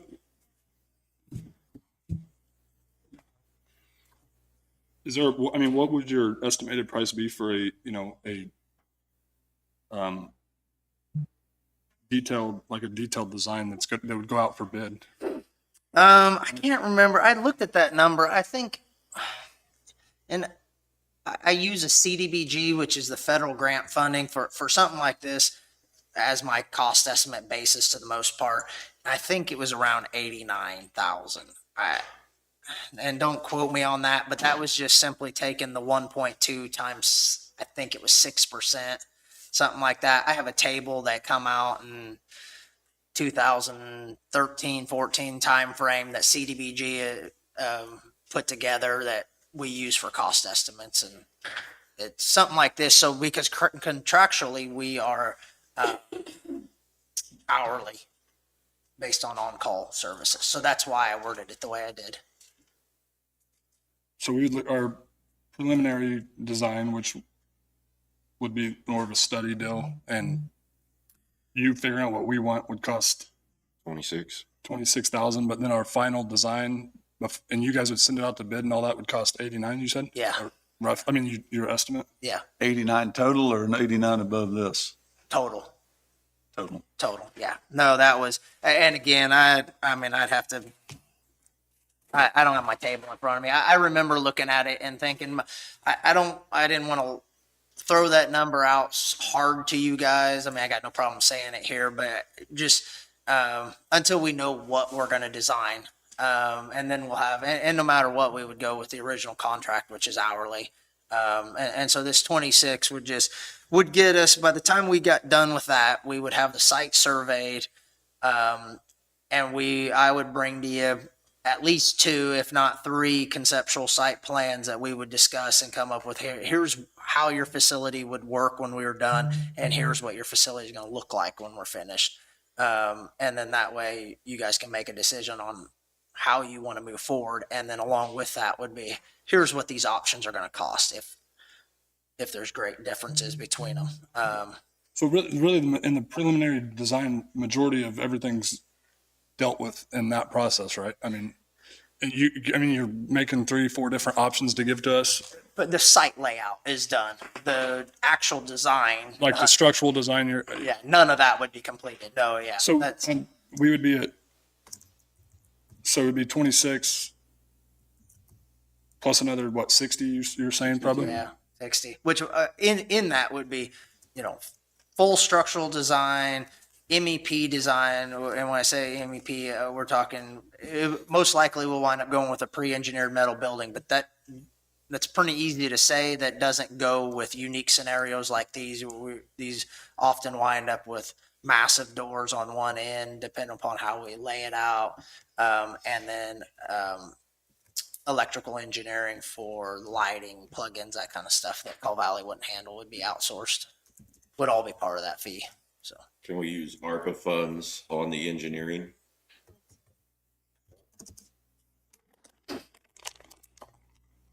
in my experience, the 1.2 put out there in your study, probably very accurate. I mean, it's the last one I did we were under that by a little bit, so. Okay.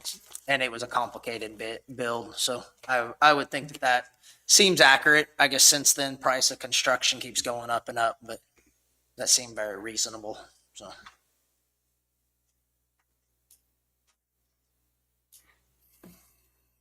We gotta get something moving forward if we're gonna have this finished up and planned, so we can earmark that by the end of the year, don't we? Yeah, we need to get to working on it if we're gonna do it. Right.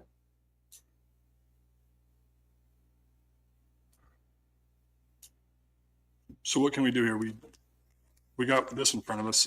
So our next step would be the engineered plans. Can you get us pricing on that? I mean, or do you just? Well, that, estimate? it would be part of that cost estimate. That's part of this 26,000 in there. I would tell you what my final fee. Again, I would plan on it being a not to exceed. So we would do it hourly, the same as the contract is, but in that is when I would provide you that fee. Because at this point we don't, I mean, what am I designing it off of? I've got to sit down and come up with a plan. What's this gonna somewhat look like? So at this point, I'm just going off of With the area we have and everything. yeah, the area, and I can tell you right away. I mean, one of the reasons I say I want to bring you site plans, I might be wrong, but based on the current proposed changes that was in that study, I don't see how the placement of your scale works on the site whatsoever. I mean, it looks like to me like you're going to be out there with loaded semis trying to do figure eights. So I, for one, the minute I saw what they were proposing, said, I'd love to have my own time. Again, that comes back to, I need a survey. Survey will tell me what's your property boundaries, which from what I see on Google Earth looks like that doesn't come into account. But again, then what's the slopes? What's the site look like? Obviously, what we're proposing to do is a drive-through pit, roughly 20 foot deep. How does that play out on a site like what you guys have got? And you work with KDHE on all their requirements and. Yes, yeah, we will. Yeah, we'll do all part of that fee. If you go through the bottom part of that is permitting through KDHE. And again, that's where one of the last sites we run into had some major limitations that they had put on what we could and couldn't do. But I'll look into all that prior. That's part of the original fee is I'll look into it, get the initial conversation with KDHE, make sure they're on board with what the discussion is. Do they have approved a vendor list or something that they have to use or? For some items there is that usually for what we're doing won't come into play. It's more making sure that your permit matches what the activities are and that kind of stuff. So, again, at this point, I've looked into your site just a little bit, but there's a long list of soil conditions, site conditions, stuff that would go into this planning of the site plan. That's What kind of time frame would you be looking at on the preliminary design? you would ask questions like that, wouldn't you? I would. I would tell you it'll take me 2 to 3 weeks to get a survey crew out here. I'd love another month and a half to lock down what the options are. So 2 months, at the something like that is what I would tell you. Hopefully I'd be back to you and we're standing right here discussing.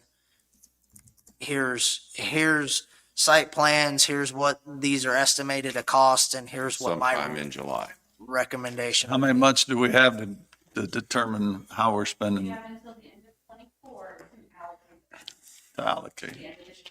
So as long as we tell them that we're spending it on this by the end of the year, we can. Because even then, I'd be telling you.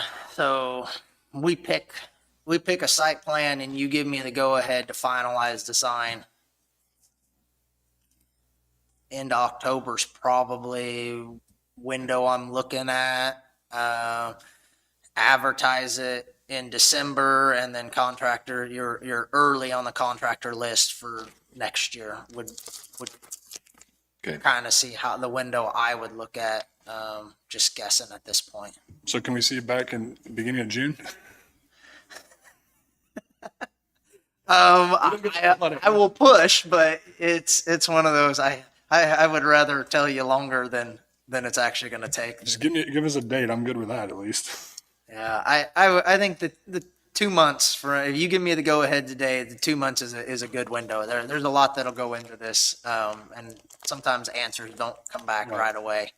Yeah, when I leave here, then my plan is to go out there and lay eyes on what is the circulation of the operation currently, because it's one thing that is important for me to understand. Where can we move a building if it doesn't attach to the current one? Have you seen our plan that what we thinks that we want? That's in the study? No, it's different. Nope. I have not seen that. Nope, but I would love, I don't know if I have it on me here or not. I mean, it's not very good drawing. well, whatever, and it can Lots. be emailed. Before I leave, I'll give you business cards. It can be emailed to me and I can look at it again. Me laying eyes on site today. And to the most part, if we send surveyors out, they're gonna scan. So I'll be able to see full 3D view of I mean, the site. likely it's what's behind the there. original design where the fence is, where all the tire pile is. Yeah, so you're aiming in the direction that I was thinking we need to put it was behind, and I'm scared at this point to tell you directions because I'm trying to picture Google Earth in my head, but I'm thinking to the north, behind it and to the north, if that's, or is Okay. north behind it?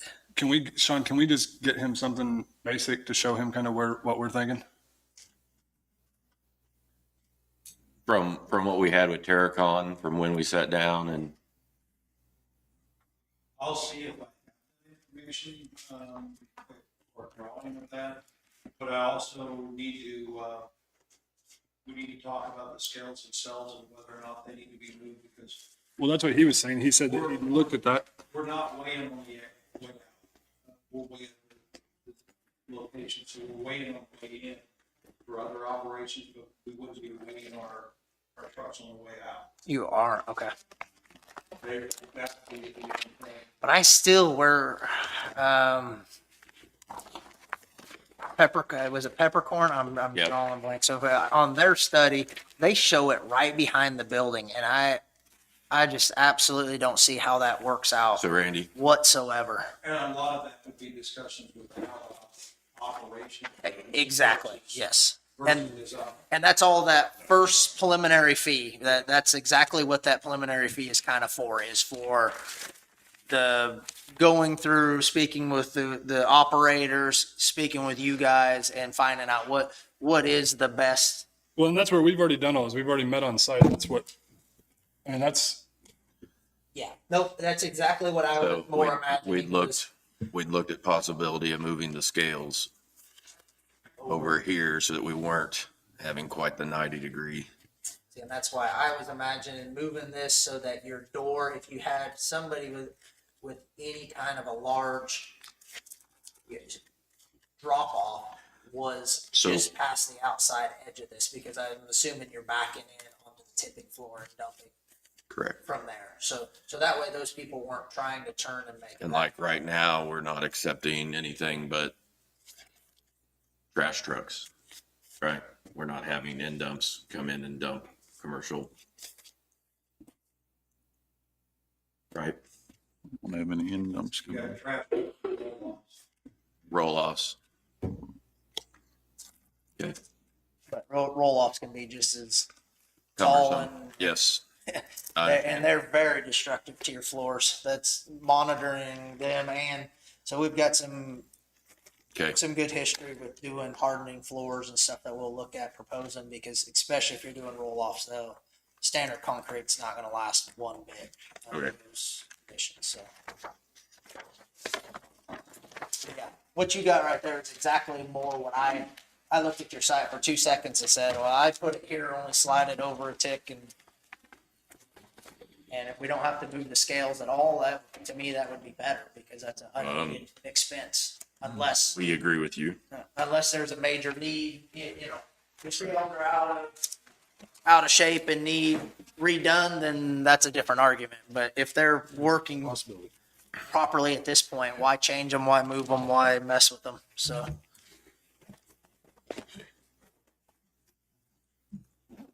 so I'm okay with moving forward on this.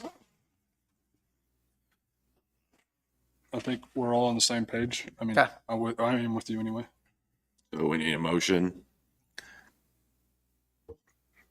I'd make a motion that we go with Call Valley Engineering for the transfer station design for a total of not to exceed 26,000. Okay. I'll second that motion. It's been moved and seconded to go with Call Valley for the preliminary design on the engineering at the landfill not to exceed 26,000. Is there any discussion? All those in favor say aye. Aye. Motion carries.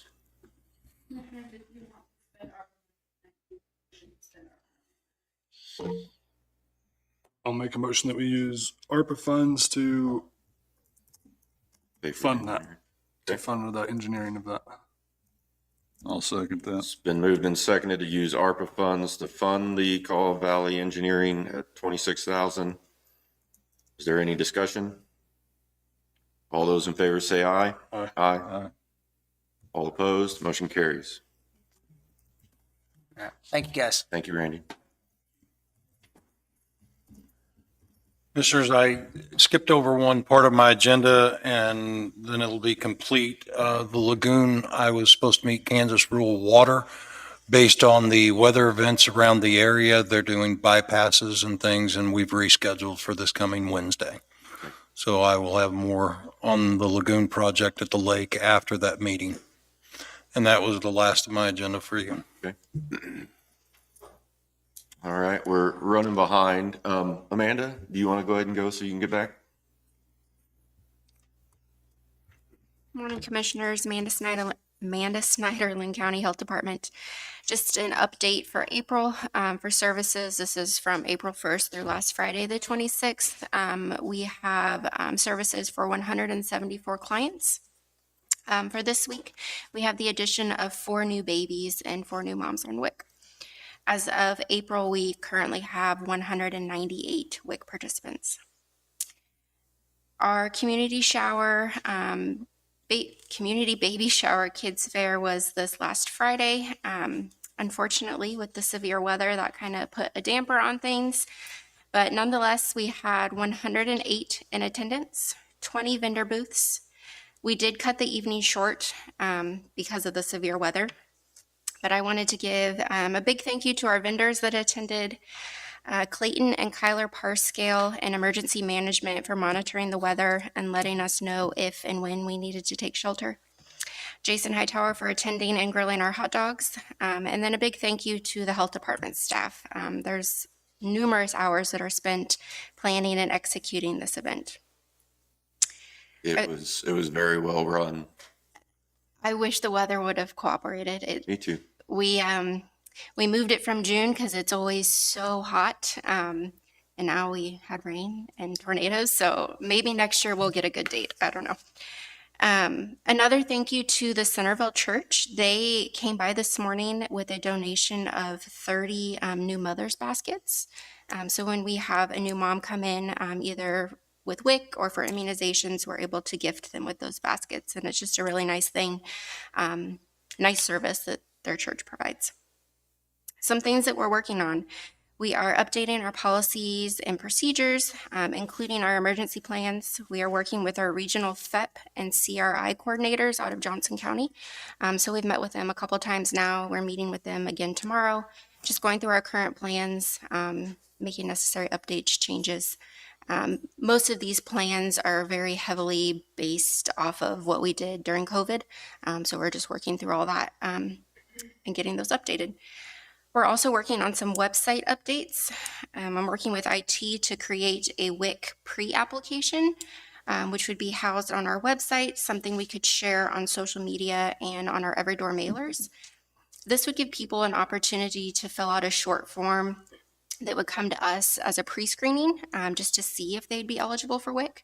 We would then contact them and say, yes, it looks like you are. Let's go ahead and get an appointment scheduled. Or we'd contact them and say, based on the criteria that you provided, it doesn't look like you're eligible at this time. Just something to kind of meet people where they're at. Not everybody wants to pick up the phone and make that initial call, but sometimes filling out just a short little form works better for them.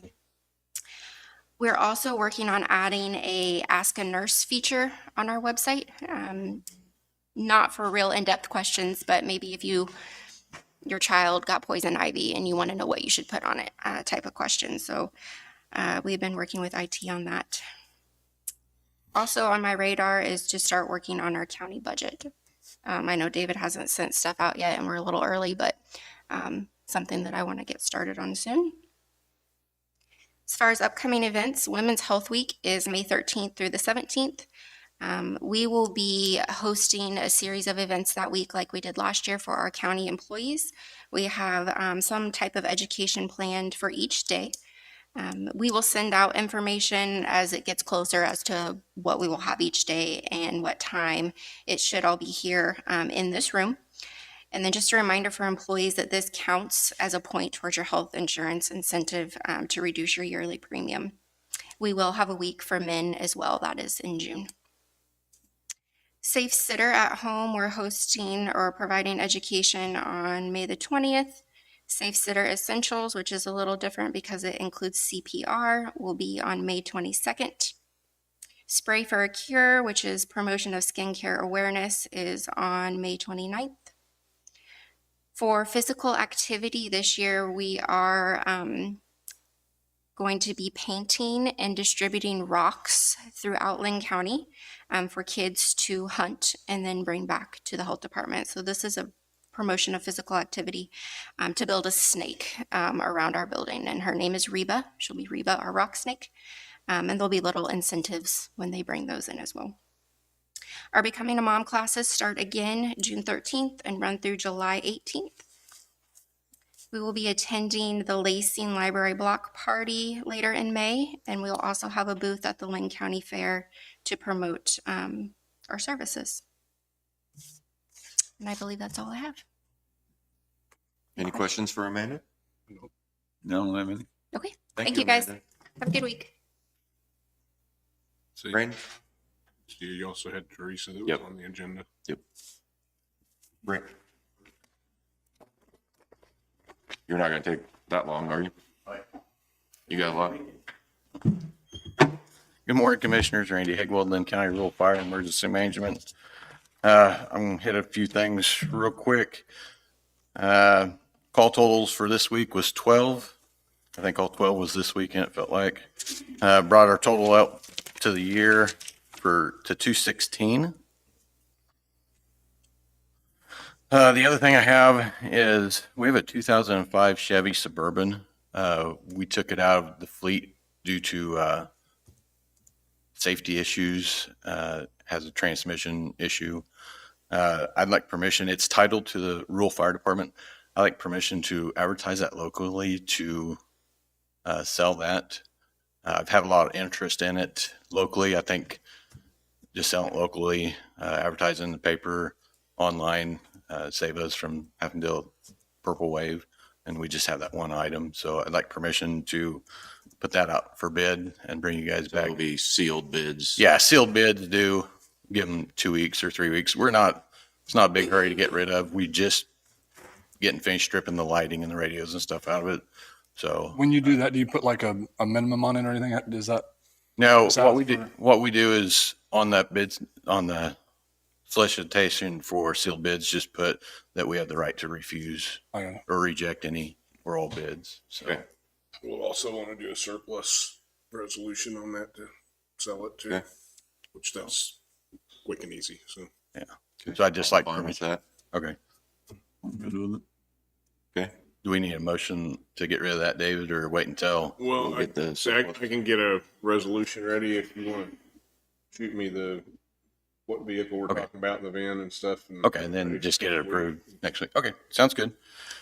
The next thing I have, and David has the number for it, it's a resolution for a proclamation for a local disaster emergency.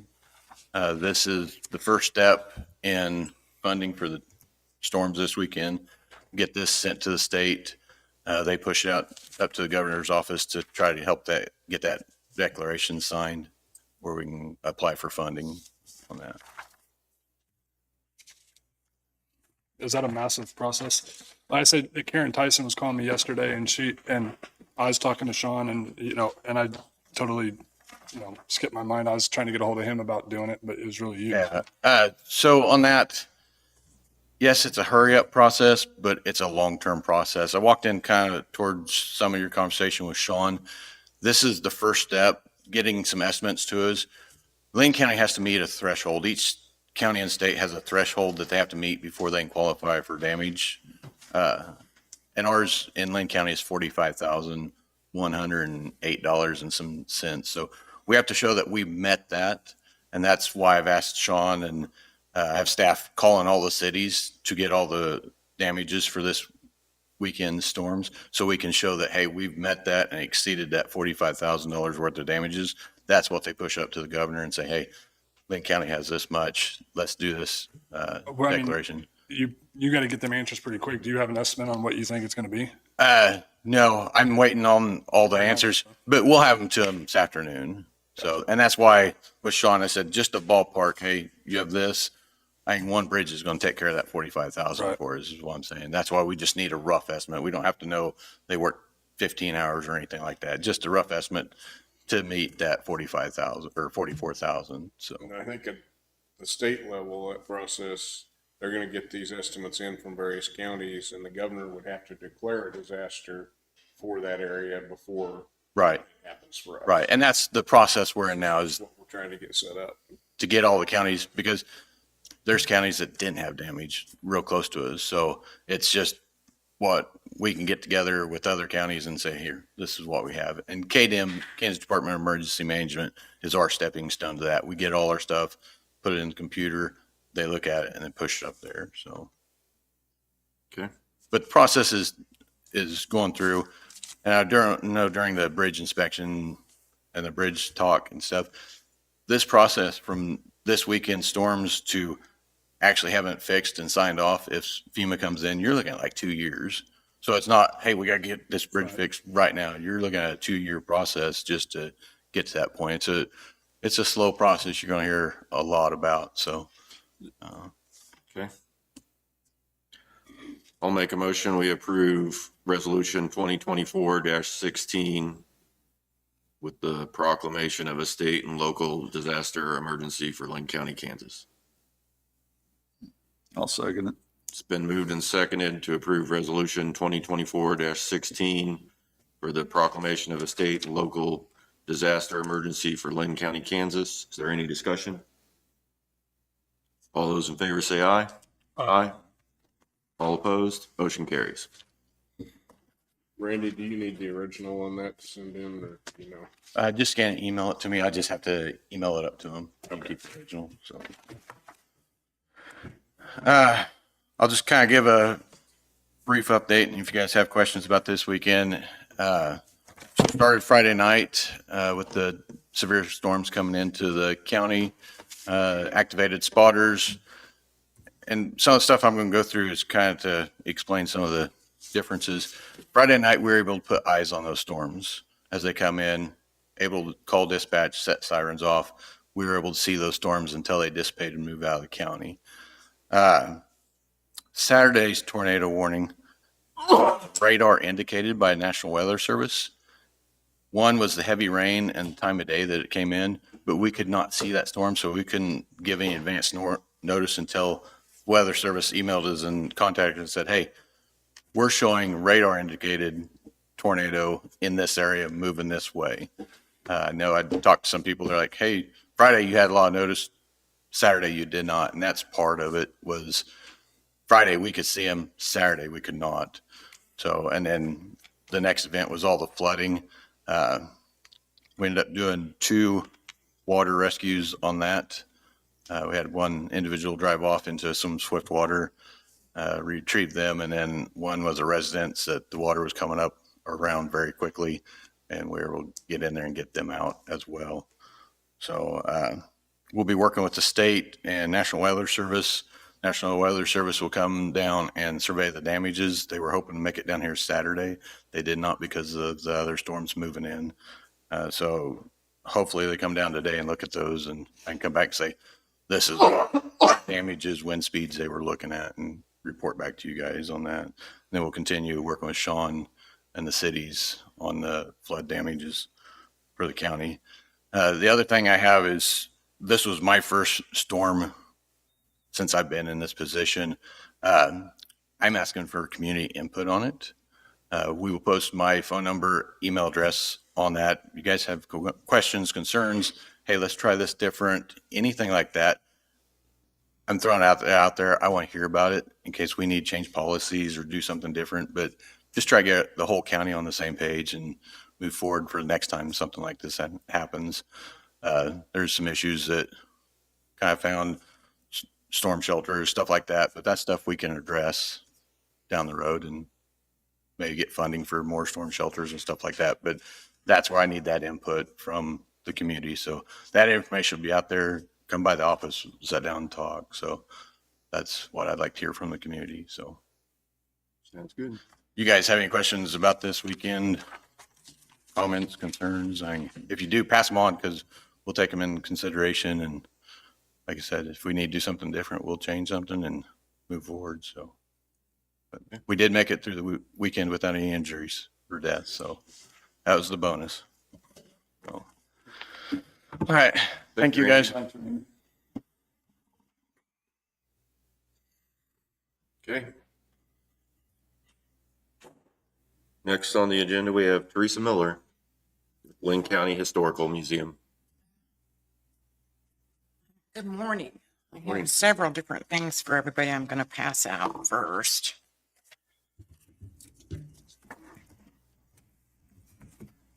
Just kind of a quick overview so that you're not just listening, and I would remember always the first. You're welcome.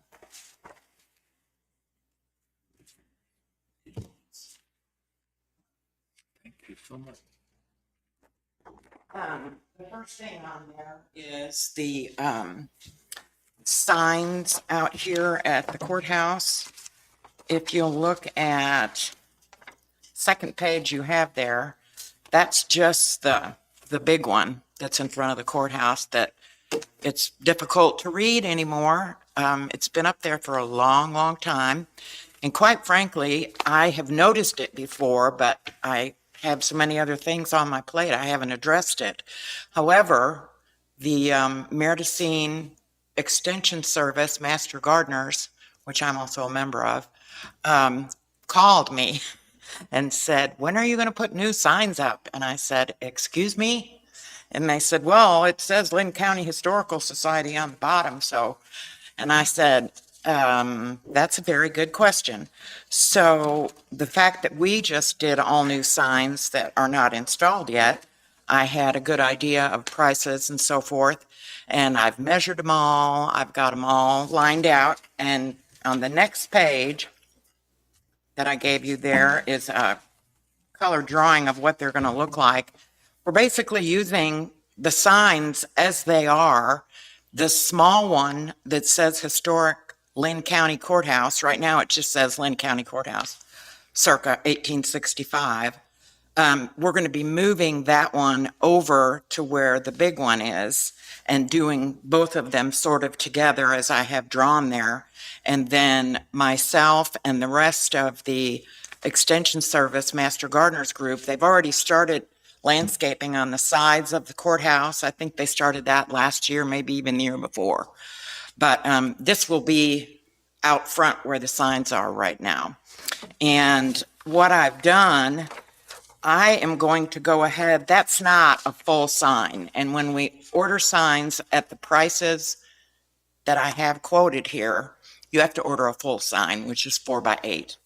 And so what I'm doing to keep the prices down on this, I'm using what's left of this for the museum, an additional little small sign, an arrow sign. So anyway, what I was asking for that, I was asking if the county could do about $200. The rest of it, that's less than, right about a third. I myself and the museum are going to be donating some of the materials because it's all native plants. That's blue stem, tall, big blue stem, and we've got butterfly weed and several different things, milkweed, but all of it is going to be natural, native to Linn County. So that's number one. And moving on to number two, we have discussed this before, and everyone seemed like they were on board with it, but then all these other things came up and we didn't do anything about it. So while I was working on signs, I wanted to readdress it, and that would be a new 4x8 sign at each of the entrances or a little past where Linn County begins, both north and south. And it would be on the left, a very simple, a rich heritage of our history and natural beauty. And it's what the logo is now. And that would be, we pay for full color anyway, which is, there's no price difference really on a black and white sign. So it would be the same logo that's on the trucks and so forth, except that I would like to move the sword down a little more because it's kind of crowded in there. So I actually need an approval on that so that Jackie, which is where we get our signs from, can go ahead with the order because we're holding up ours to do this one. So that's number two. And how much are they? As I said, oh, I'm sorry. I didn't go that far. I did last time. It's less than $1,000. They run $400 a piece for the signs. So it would come out to less than $1,000.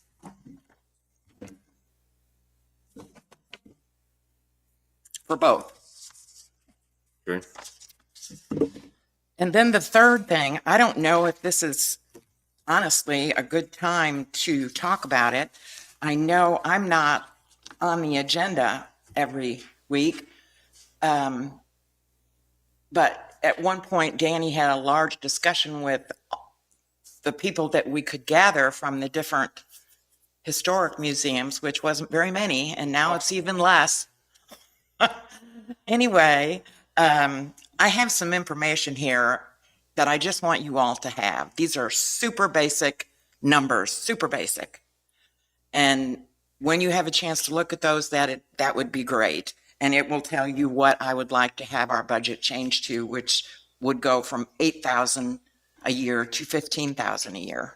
And that still wouldn't cover our expenses. And I get paid nothing. No one that ever worked there has ever gotten paid. There's no salaries of any kind. So everything in there is volunteer, but the reason I'm doing it is because it is a very vital point of Linn County, and a lot of people don't realize that, and I would include the commissioners in that, because in the 3 or 4 years that I've been there, I've never seen any of you come in except Danny. And he just came into the library to have a meeting with us. That's an 11,000 square foot museum. And by the numbers that you see on here, we have more than any museum that I can think about in probably a very large, couple of state area. And people don't realize it. And most of it is because of the Mine Creek battle being here. Most of the ancestors that took place in that battle were from Linn County. And so we have artifacts like you wouldn't believe. We have information, we have documents clear back to 1856, and all that I take care of and show to people all the time. And we don't charge an admission. The only monies that we get, we have a couple of different families that have come for a long time, their ancestors from here, that are very generous, and they'll send us a $500 check maybe once a year, maybe not. People come in and surprise me. They don't make an appointment or anything, and they end up spending 2 days while I do genealogy research for them, and they end up writing me a check for $200. And I don't tell them how much it is. I just tell them this is strictly donation basis. So that's where all of our money comes from. So as you can see, I'm not asking for anything right now. I just wanted you guys to have the information, and also to put out, I'm almost begging you, when you get a chance, please come and see the museum. It is incredible. And I left my business card there. That's my cell phone number. So you don't have to come just when it says it's open on the door. Even on the door, it says, call me and I will meet you here. I'm only 2 minutes away. So if I was open 6 days a week, it would not be worth it because there wouldn't be anybody there. I do more work at home on the museum than I do at the museum. But anyway, that ends my thing. It's just as I said, if I could get an answer by the end of the week on the signs over here and also the county signs. So I got a few questions. Yes, Neither one of you beat me up after this, okay? pardon me? I said neither one of you guys beat me up after this. You or Allie, okay? Because you guys already know where I'm going with it. What are we beating up about what? I just don't want you to beat me up. Oh, I won't beat you up. I'll just beat you up with my mouth. So, okay, do we have an active national or county historic society meeting? It's me, Okay, well, because none of the other ones want to be involved as a group. They will want to be individual. And one of them told you that at the meeting. And the others have expressed the same thing.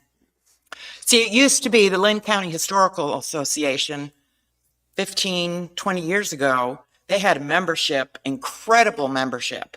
And most of it was based at Linn County Museum.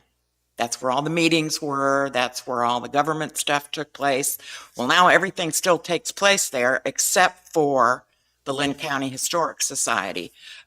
Most of them are dead. I hate to say it, but they are.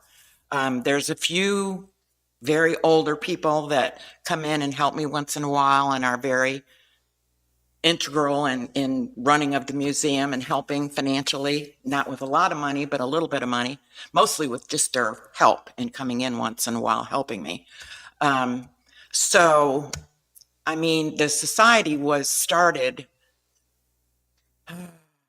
50 years ago, just about 50 years ago.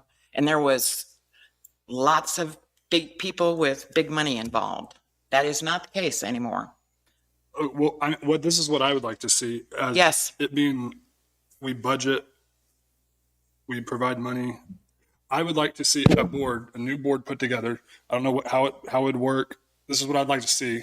I don't know if I have any control over it. I'm just going to throw my opinion out there. Go ahead, throw it out I there. would like to see everybody come together. You guys elect a president, vice president, do all the seats that you need to. And when you come up with a committee so that when we do budget for you guys and we provide you guys with the funding, there's accountability. Because right now there's not. Oh, there used to be. We were the only I know, ones but that that's did the accountability. today. Because actually the signs that you're talking about, Allie had come in 2 years ago or 2021, and she had presented this same exact thing, but a different style. Yeah, but they were So- graphic and they were not yeah, but the that's- era that we're talking Right. about. They were also, these are less expensive. Well, I don't think that's for us to determine. I think that's for a board to determine and bring. Well, good luck, Danny. You Well, I want mean, to we put, have you to want to start bring it somewhere. together? I'll be right behind you. Well, we have to do something. Don't you guys agree? No, I don't agree because I get no input from anybody else. Well, that's what I'm trying to change, but so I've asked the question, why we fund it the way we do? Can you compare the Linn County Historical Museum to the other 4 museums that get the same amount of money that we do? That's exactly what I'm getting. Oh, that's my point. We don't know, where the number even came from, why everybody gets the same amount. I mean, not everybody's open the same Because time. they did that 50 years ago or Well, that's what I'm whenever. saying, and I don't agree with it. I think that we have to have a board that the commission presents money to that we hear from, just like we do anything else, and there's accountability. I just gave you accountability right here on myself. I know, I understand that. Did you read all of it? No, I did. And Ally does the same thing too. I mean, everybody has their own opinion on it. I think you guys have to come together as a board. I don't know what to tell you. Like I said, go for it. I can't help you there. I've tried. I cannot help you. I cannot force people to do what they do not want to do. And I think you'll find that's the case for Lacey. Now, I'm sure Jim would be great here in Lacey. Well, I think everybody's on the same page. I mean, everybody is all about the Historic Society. I am too. I mean, I think we just have to put our differences aside because we're all here for the same thing. Mm-hmm. I mean, that's just where I'm at. I've been doing this since I've got. Okay, so what you're saying is unless there's a committee that none of this is going to take place. We're not going to have new signs. Well, how do we determine if your design is the best or Ally's is the best? That's a very good question. I mean, that's not, I don't believe Where's that's, prices? that's not, I don't believe that's for us commissioners to decide. I think that's. Well, for do the you have board the to decide. information that Ally gave you several years ago? I'm sure I could pull it up. Do what? I just emailed it to you again, and it's basically the design is exactly like what Gordon Parks has out there right now. So we want to be comparable. But Gordon Parks was way in the future from But I don't what think those it's. signs are. I don't, I'm talking about the signage. So am I. I'm talking about Gordon Parks in general. I understand what you're talking about, Ally. ladies, this isn't a debate here, and this is where the board needs to deal with that, not us. We're not here to tell you guys how. Oh, you're not here to make decisions? I got- decision. I'm sorry, I'm getting irritated. I understand Because you you are. all don't make decisions. I've been- Argue about everything. You're right. And this is like no money. And you're standing here telling me that I need to have a board of all these people There's got to be who accountability. don't get along. Well, everybody's got to get who- along. Her grandfather paid for that museum with his own money. That's It's not a all of county that's museum. irrelevant. I think everybody, we have to have a board at the Historic Society, and Well, are you going to name them? no, I'm not. I think that's for everybody that wants to be What involved. does the rest of the council think? I've heard from Danny. I haven't heard from either one of the other ones. Spend $40,000 a year that we give to the Historical Society. Uh-huh. And have you ever been in my museum? Yes, I've been there. Okay. Your family has stuff in there. Every one of your families has stuff in our museum. Every one of your families. And I have the figures down there to prove what our expenses.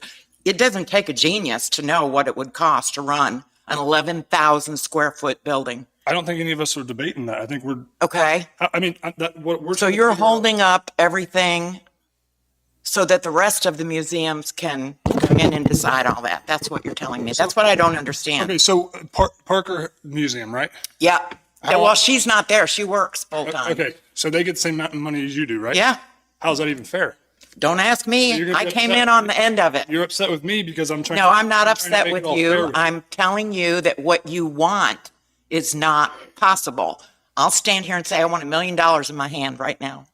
Well, I don't Makes understand why sense. it's not possible, though. It's possible in every other thing else we deal with. No, it isn't.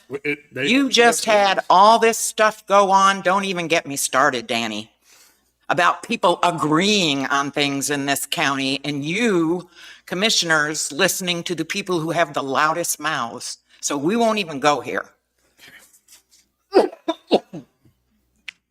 I'm finished. If you want to give me an answer on that, fine. If you don't, that's fine too. But if we lose Linn County Museum, it's going to be on all three of your backs. That's all I have to say. Thank you, Teresa. You're welcome.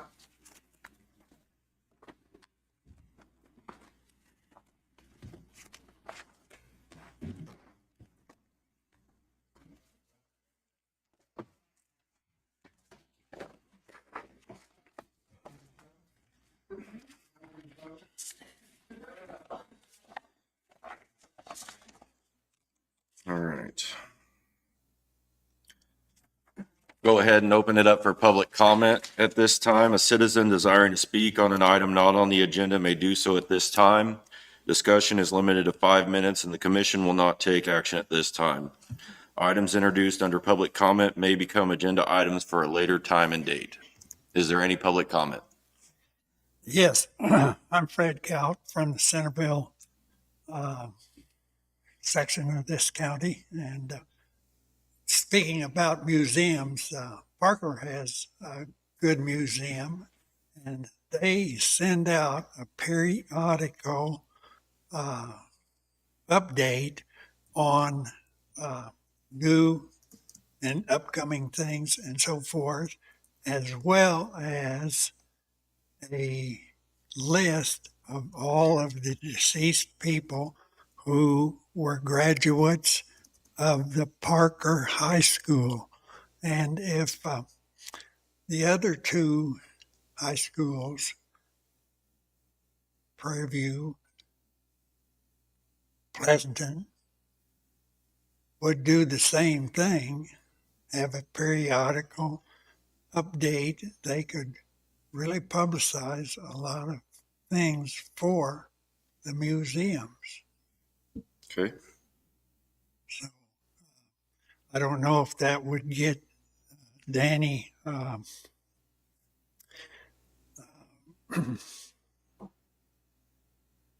aboard or not, It's because not that I'm not aboard. It's just that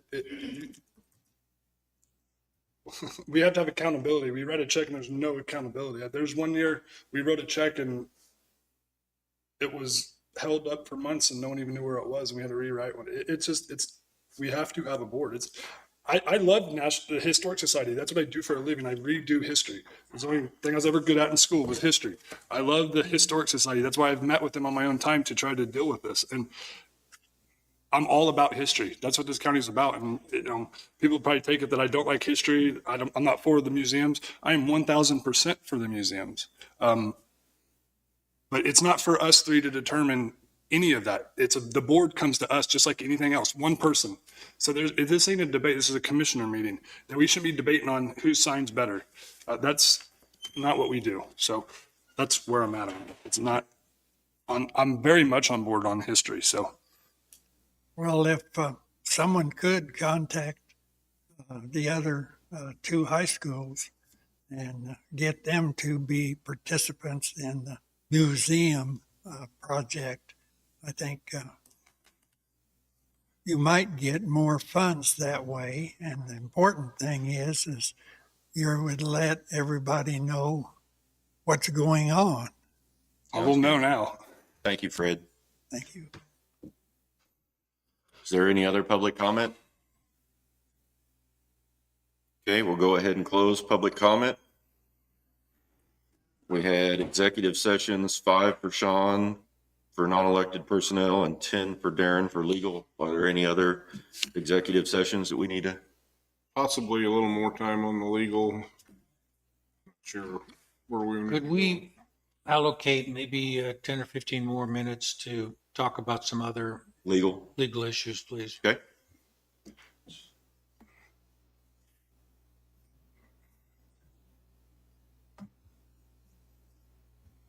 Okay, I'll make a motion that we go into executive session with Sean for 5 minutes for non-elected personnel, Darren and the commission, and David for 10 minutes for legal, and then another 15 minutes without Darren or Sean for legal. And that's 30 minutes, and we'll return at, let's say, 12:15. Give us a 3-minute break to get back there.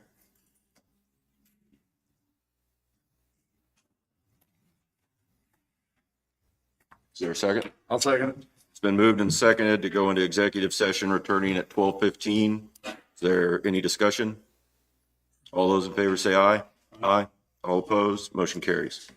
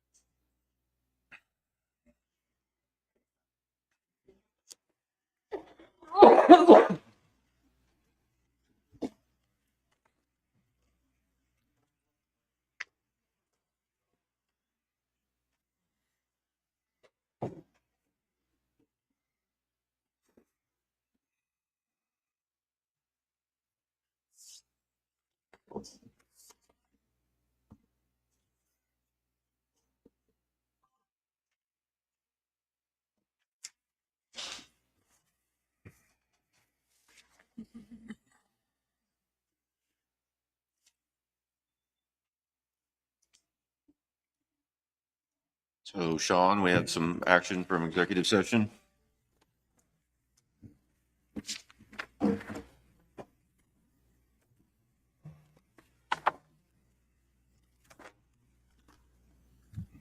Commissioners, I'd recommend you hire Nicole Turman as a part-time cabin cleaner for the park at H3.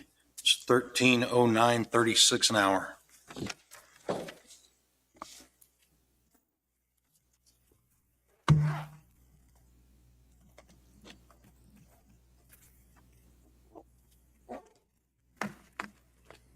Okay, I'll make a motion that we hire Nicole Thurman at H3, $13.0936 per hour as a cabin cleaner at the park. I'll second it. It's been moved and second to hire Nicole Thurman at H3. Is there any discussion? What are we looking? I mean, our future progress with the cabins. Are we talking about putting them all on some kind of reservation deal, Airbnb? Yes, we're going through that process of looking at it, and then I'll bring it back to you for your approval as to what you want to do with it once we get the details worked out. And does she understand that? I mean, because it could turn into a bigger job if that happens, right?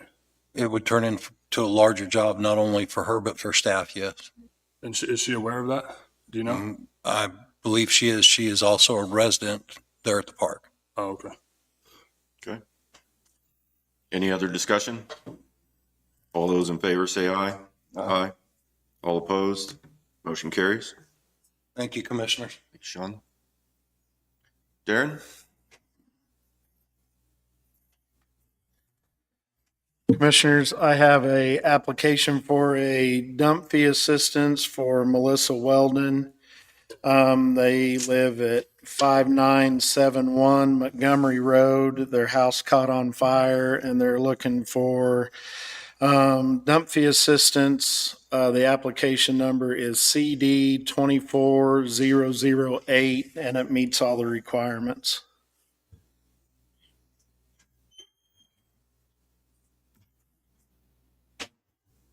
Okay. And this is pretty typical of what we do when we give them don't we have a timeline on it now? 90 days. 90 days.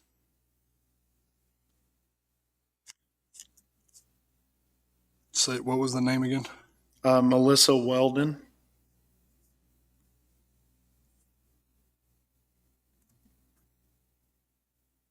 I'll make a motion that we waive dump fees for Melissa Wilden for address 5971 Montgomery Road for the dump fees.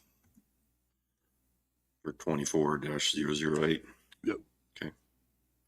I'll second it. It's been moved and seconded to waive the dump fees for Melissa Weldon on 5971 Montgomery Road for CD 24-008. Is there any discussion? All those in favor say aye. Aye. All opposed? Motion carries. Thank you, Commissioners.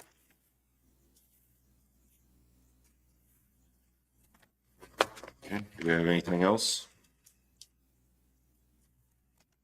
Yeah, I got, Leslie Rockers called me last week and then about the area on aging, and she sent me an email and I'll just read it to you. It's, they're there. I guess you're on the board, but she says they're talking about a voucher system.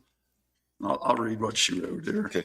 We would like to establish a voucher system in Linn County with some local restaurants to provide a congregate meal for those age 60 and over who choose to participate. We would work with the restaurants to establish a menu that works for them and that meets the dietary guidelines we are required to have in place per federal regulations by having menus approved by our program dietitian. Anyone who wished to still go to the congregate could to the sites in our service area, and anyone who is receiving a home delivered meal or needs a home delivered meal will be provided one. Our route van drivers deliver to homebound in the rural areas, and that is either daily or 2 or 3 times a week, depending on location in the county. We use hot meals or a combination of hot and frozen meals to do this. We currently provide up to 7 meals a week for the homebound.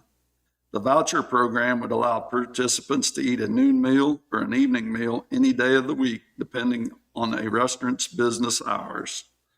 We would also hope to be able to add a breakfast option through the voucher program. We would still require program documentation to be completed, and there would be a suggested donation for each voucher. Our goal is to move the program into a system that offers us sustainability for the future while providing meals to older adults. The voucher program is a program we would like to explore in Linn County as one option to help us do that. And that's for Parker primarily What right you now. talk about the areas that they've got areas that isn't. So, and like we've already, so Lane and Williamsburg are 2 that the area on aging, we had determined that our cost was exorbitant, $20-some a plate. So I mean, that's up what. to 40 Yeah. in those areas. And we were able to do voucher programs and close those sites and do it at a more economical, because area on aging only has so many dollars that we have to spend on the meals. So I think it's more than just the food though. Like with the Pleasanton crew, I know that they're big on. And we're not talking about moving away from Pleasanton. It's Just Parker. over there. It's if they still got a group coming, Danny, they didn't like they're shutting the whole thing down. They're just trying to make it more economical. Because if they get to a place where they don't have participation. When we're paying for a delivery stop, a coordinator to be at that site and managing that site for 2 to 4 people, you know, we're spending upwards of that. She told me too, in places like where they have price choppers, that they can go to the price chopper. They're even setting it up with price choppers to where you can go in and they've got a place to sit down and eat in there too. I mean, it just gives people different options for their meals. And like Parker could still go to, the people in Parker could still go to Centerville if they wanted to eat at that site. How many people do we have participating there? In Centerville? Yeah. Centerville's a good site. Yeah, there's pretty good, right? Yeah. It's behind the 10, 13, fire department, right? Yeah. you know, but, and like, so as a board over there, we're looking at just trying to, I guess, remove a few of these higher cost sites out of our deal so that we can continue to fund the program and make everything work from a financial standpoint. So it's not that we're looking to close down all and go to vouchers only, you know, and like I said, they can, and that's your understanding too, right? That they can go to Centerville. If they could still go to have an Garnett. area that's got good participation in the county, I don't think that's why she explained it to me. That's not their goal. It's just to streamline it more to where if they got a place, instead of having a site manager and the building to come down to, if they don't have any participation, and give them more options for somewhere else to go eat. It's still going to be, the voucher is still going to be tracked. I mean, you can't go get your home meals and then go get a voucher too. They're going to track it. Right. Of what's I happening. just learned to tread these waters very lightly. Pardon me? I learned to tread these waters very lightly. Like I said, so They love the first ones that we looked at as the area on aging was in Franklin County with Williamsburg and Lane. We've got those up and running and are having success there doing this there.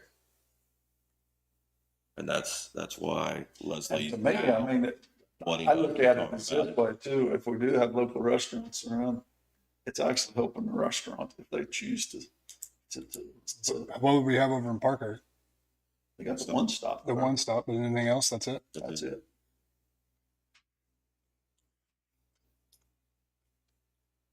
This type of program had been discussed here quite a few years ago, and at one point it was even if we just went strictly to that and home delivery and eliminated the sites, and that is not at all what they're saying right now. Correct. That's not what I was told. Because at that point, it didn't look like that would be feasible for us.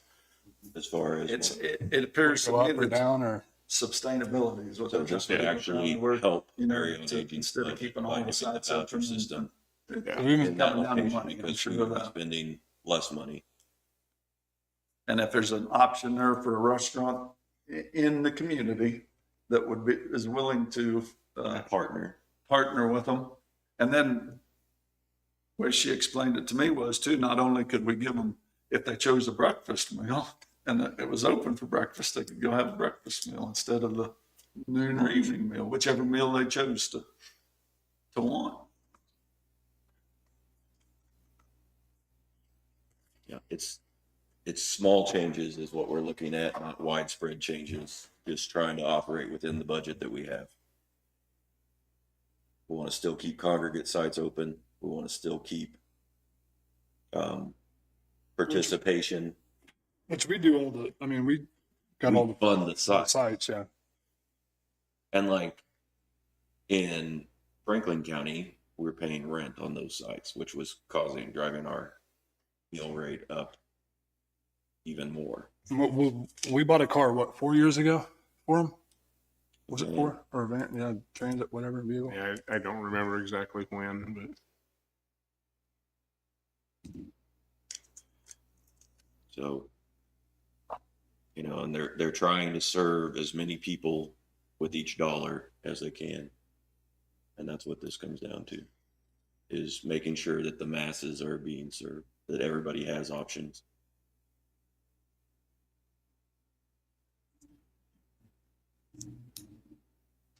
So,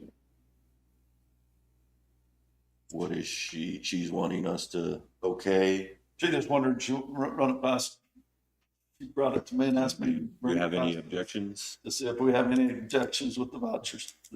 I think that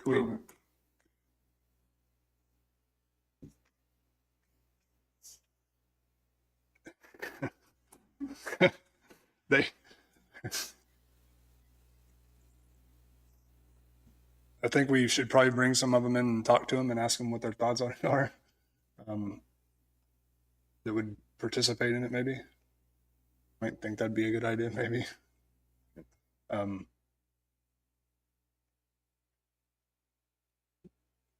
think she'd reach out to them. I mean, if we agree to look into it, I think that's. What's the lady's name from the, is it the extension office that deals with a lot of the area on aging people? Franny? Can't remember what her name is. I got a voicemail from her. I'll have to look it up, but it sounds good, but I think we need to bring some of those people in or talk to them at least. At this point, all they're asking is, would you consider it, right? Would you consider letting? You're not them go out making a to see if there's decision to any- do it. Is what I'm saying. So Or what- they would, before closing a site, area on aging would have a essential hearing up there at that meeting where they could come and voice their concerns about the closing of that site. And I think it's just like, if there isn't a restaurant in your town, there's nobody that's gonna, you don't have anybody for a voucher, to voucher system, but they just said she said to reach out to people where the vouchers, reach out to the restaurants and see if there's any restaurants that's interested in doing the voucher system in the county. I don't think there's be a problem with getting the facts for sure. I was just trying to get everybody a good new building over at Pleasanton, and it's like I'm the devil. It's bad sometimes. They love me sometimes. Change is just huge to them. I think we just need to take in their opinion into consideration before we make a final decision. That's kind of where I'm at. Okay.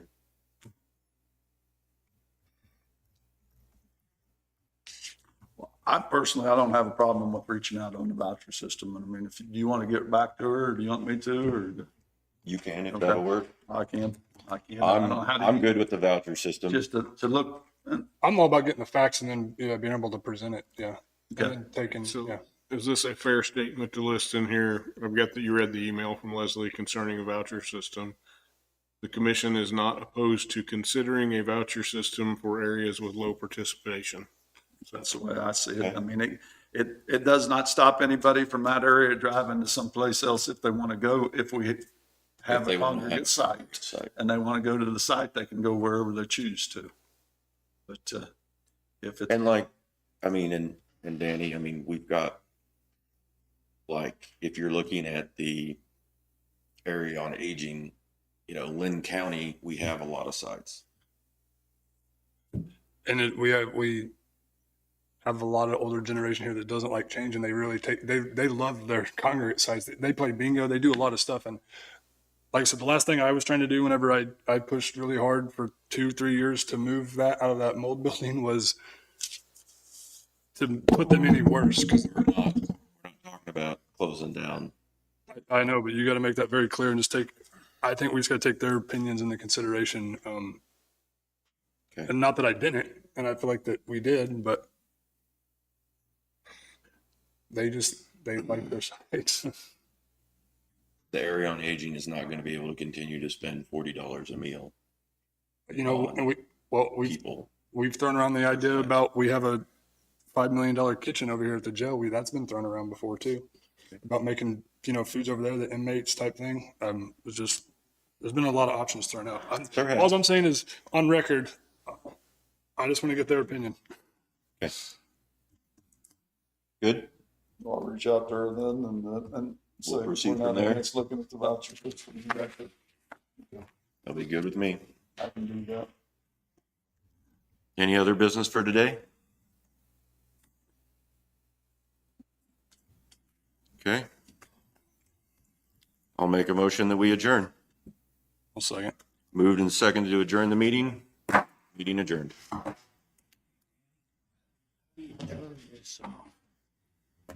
You're asking wrong. I can't really get mine turned on. Oh, How do you what? turn it off. Jim, did you second the adjournment or did Danny? I didn't catch that. Oh, you second? Danny said. And Second. second, I think that's right. I won't argue here. Okay, it's probably not worth an argument on something that small, but I was typing something else and Shut down. Thank you, Sean.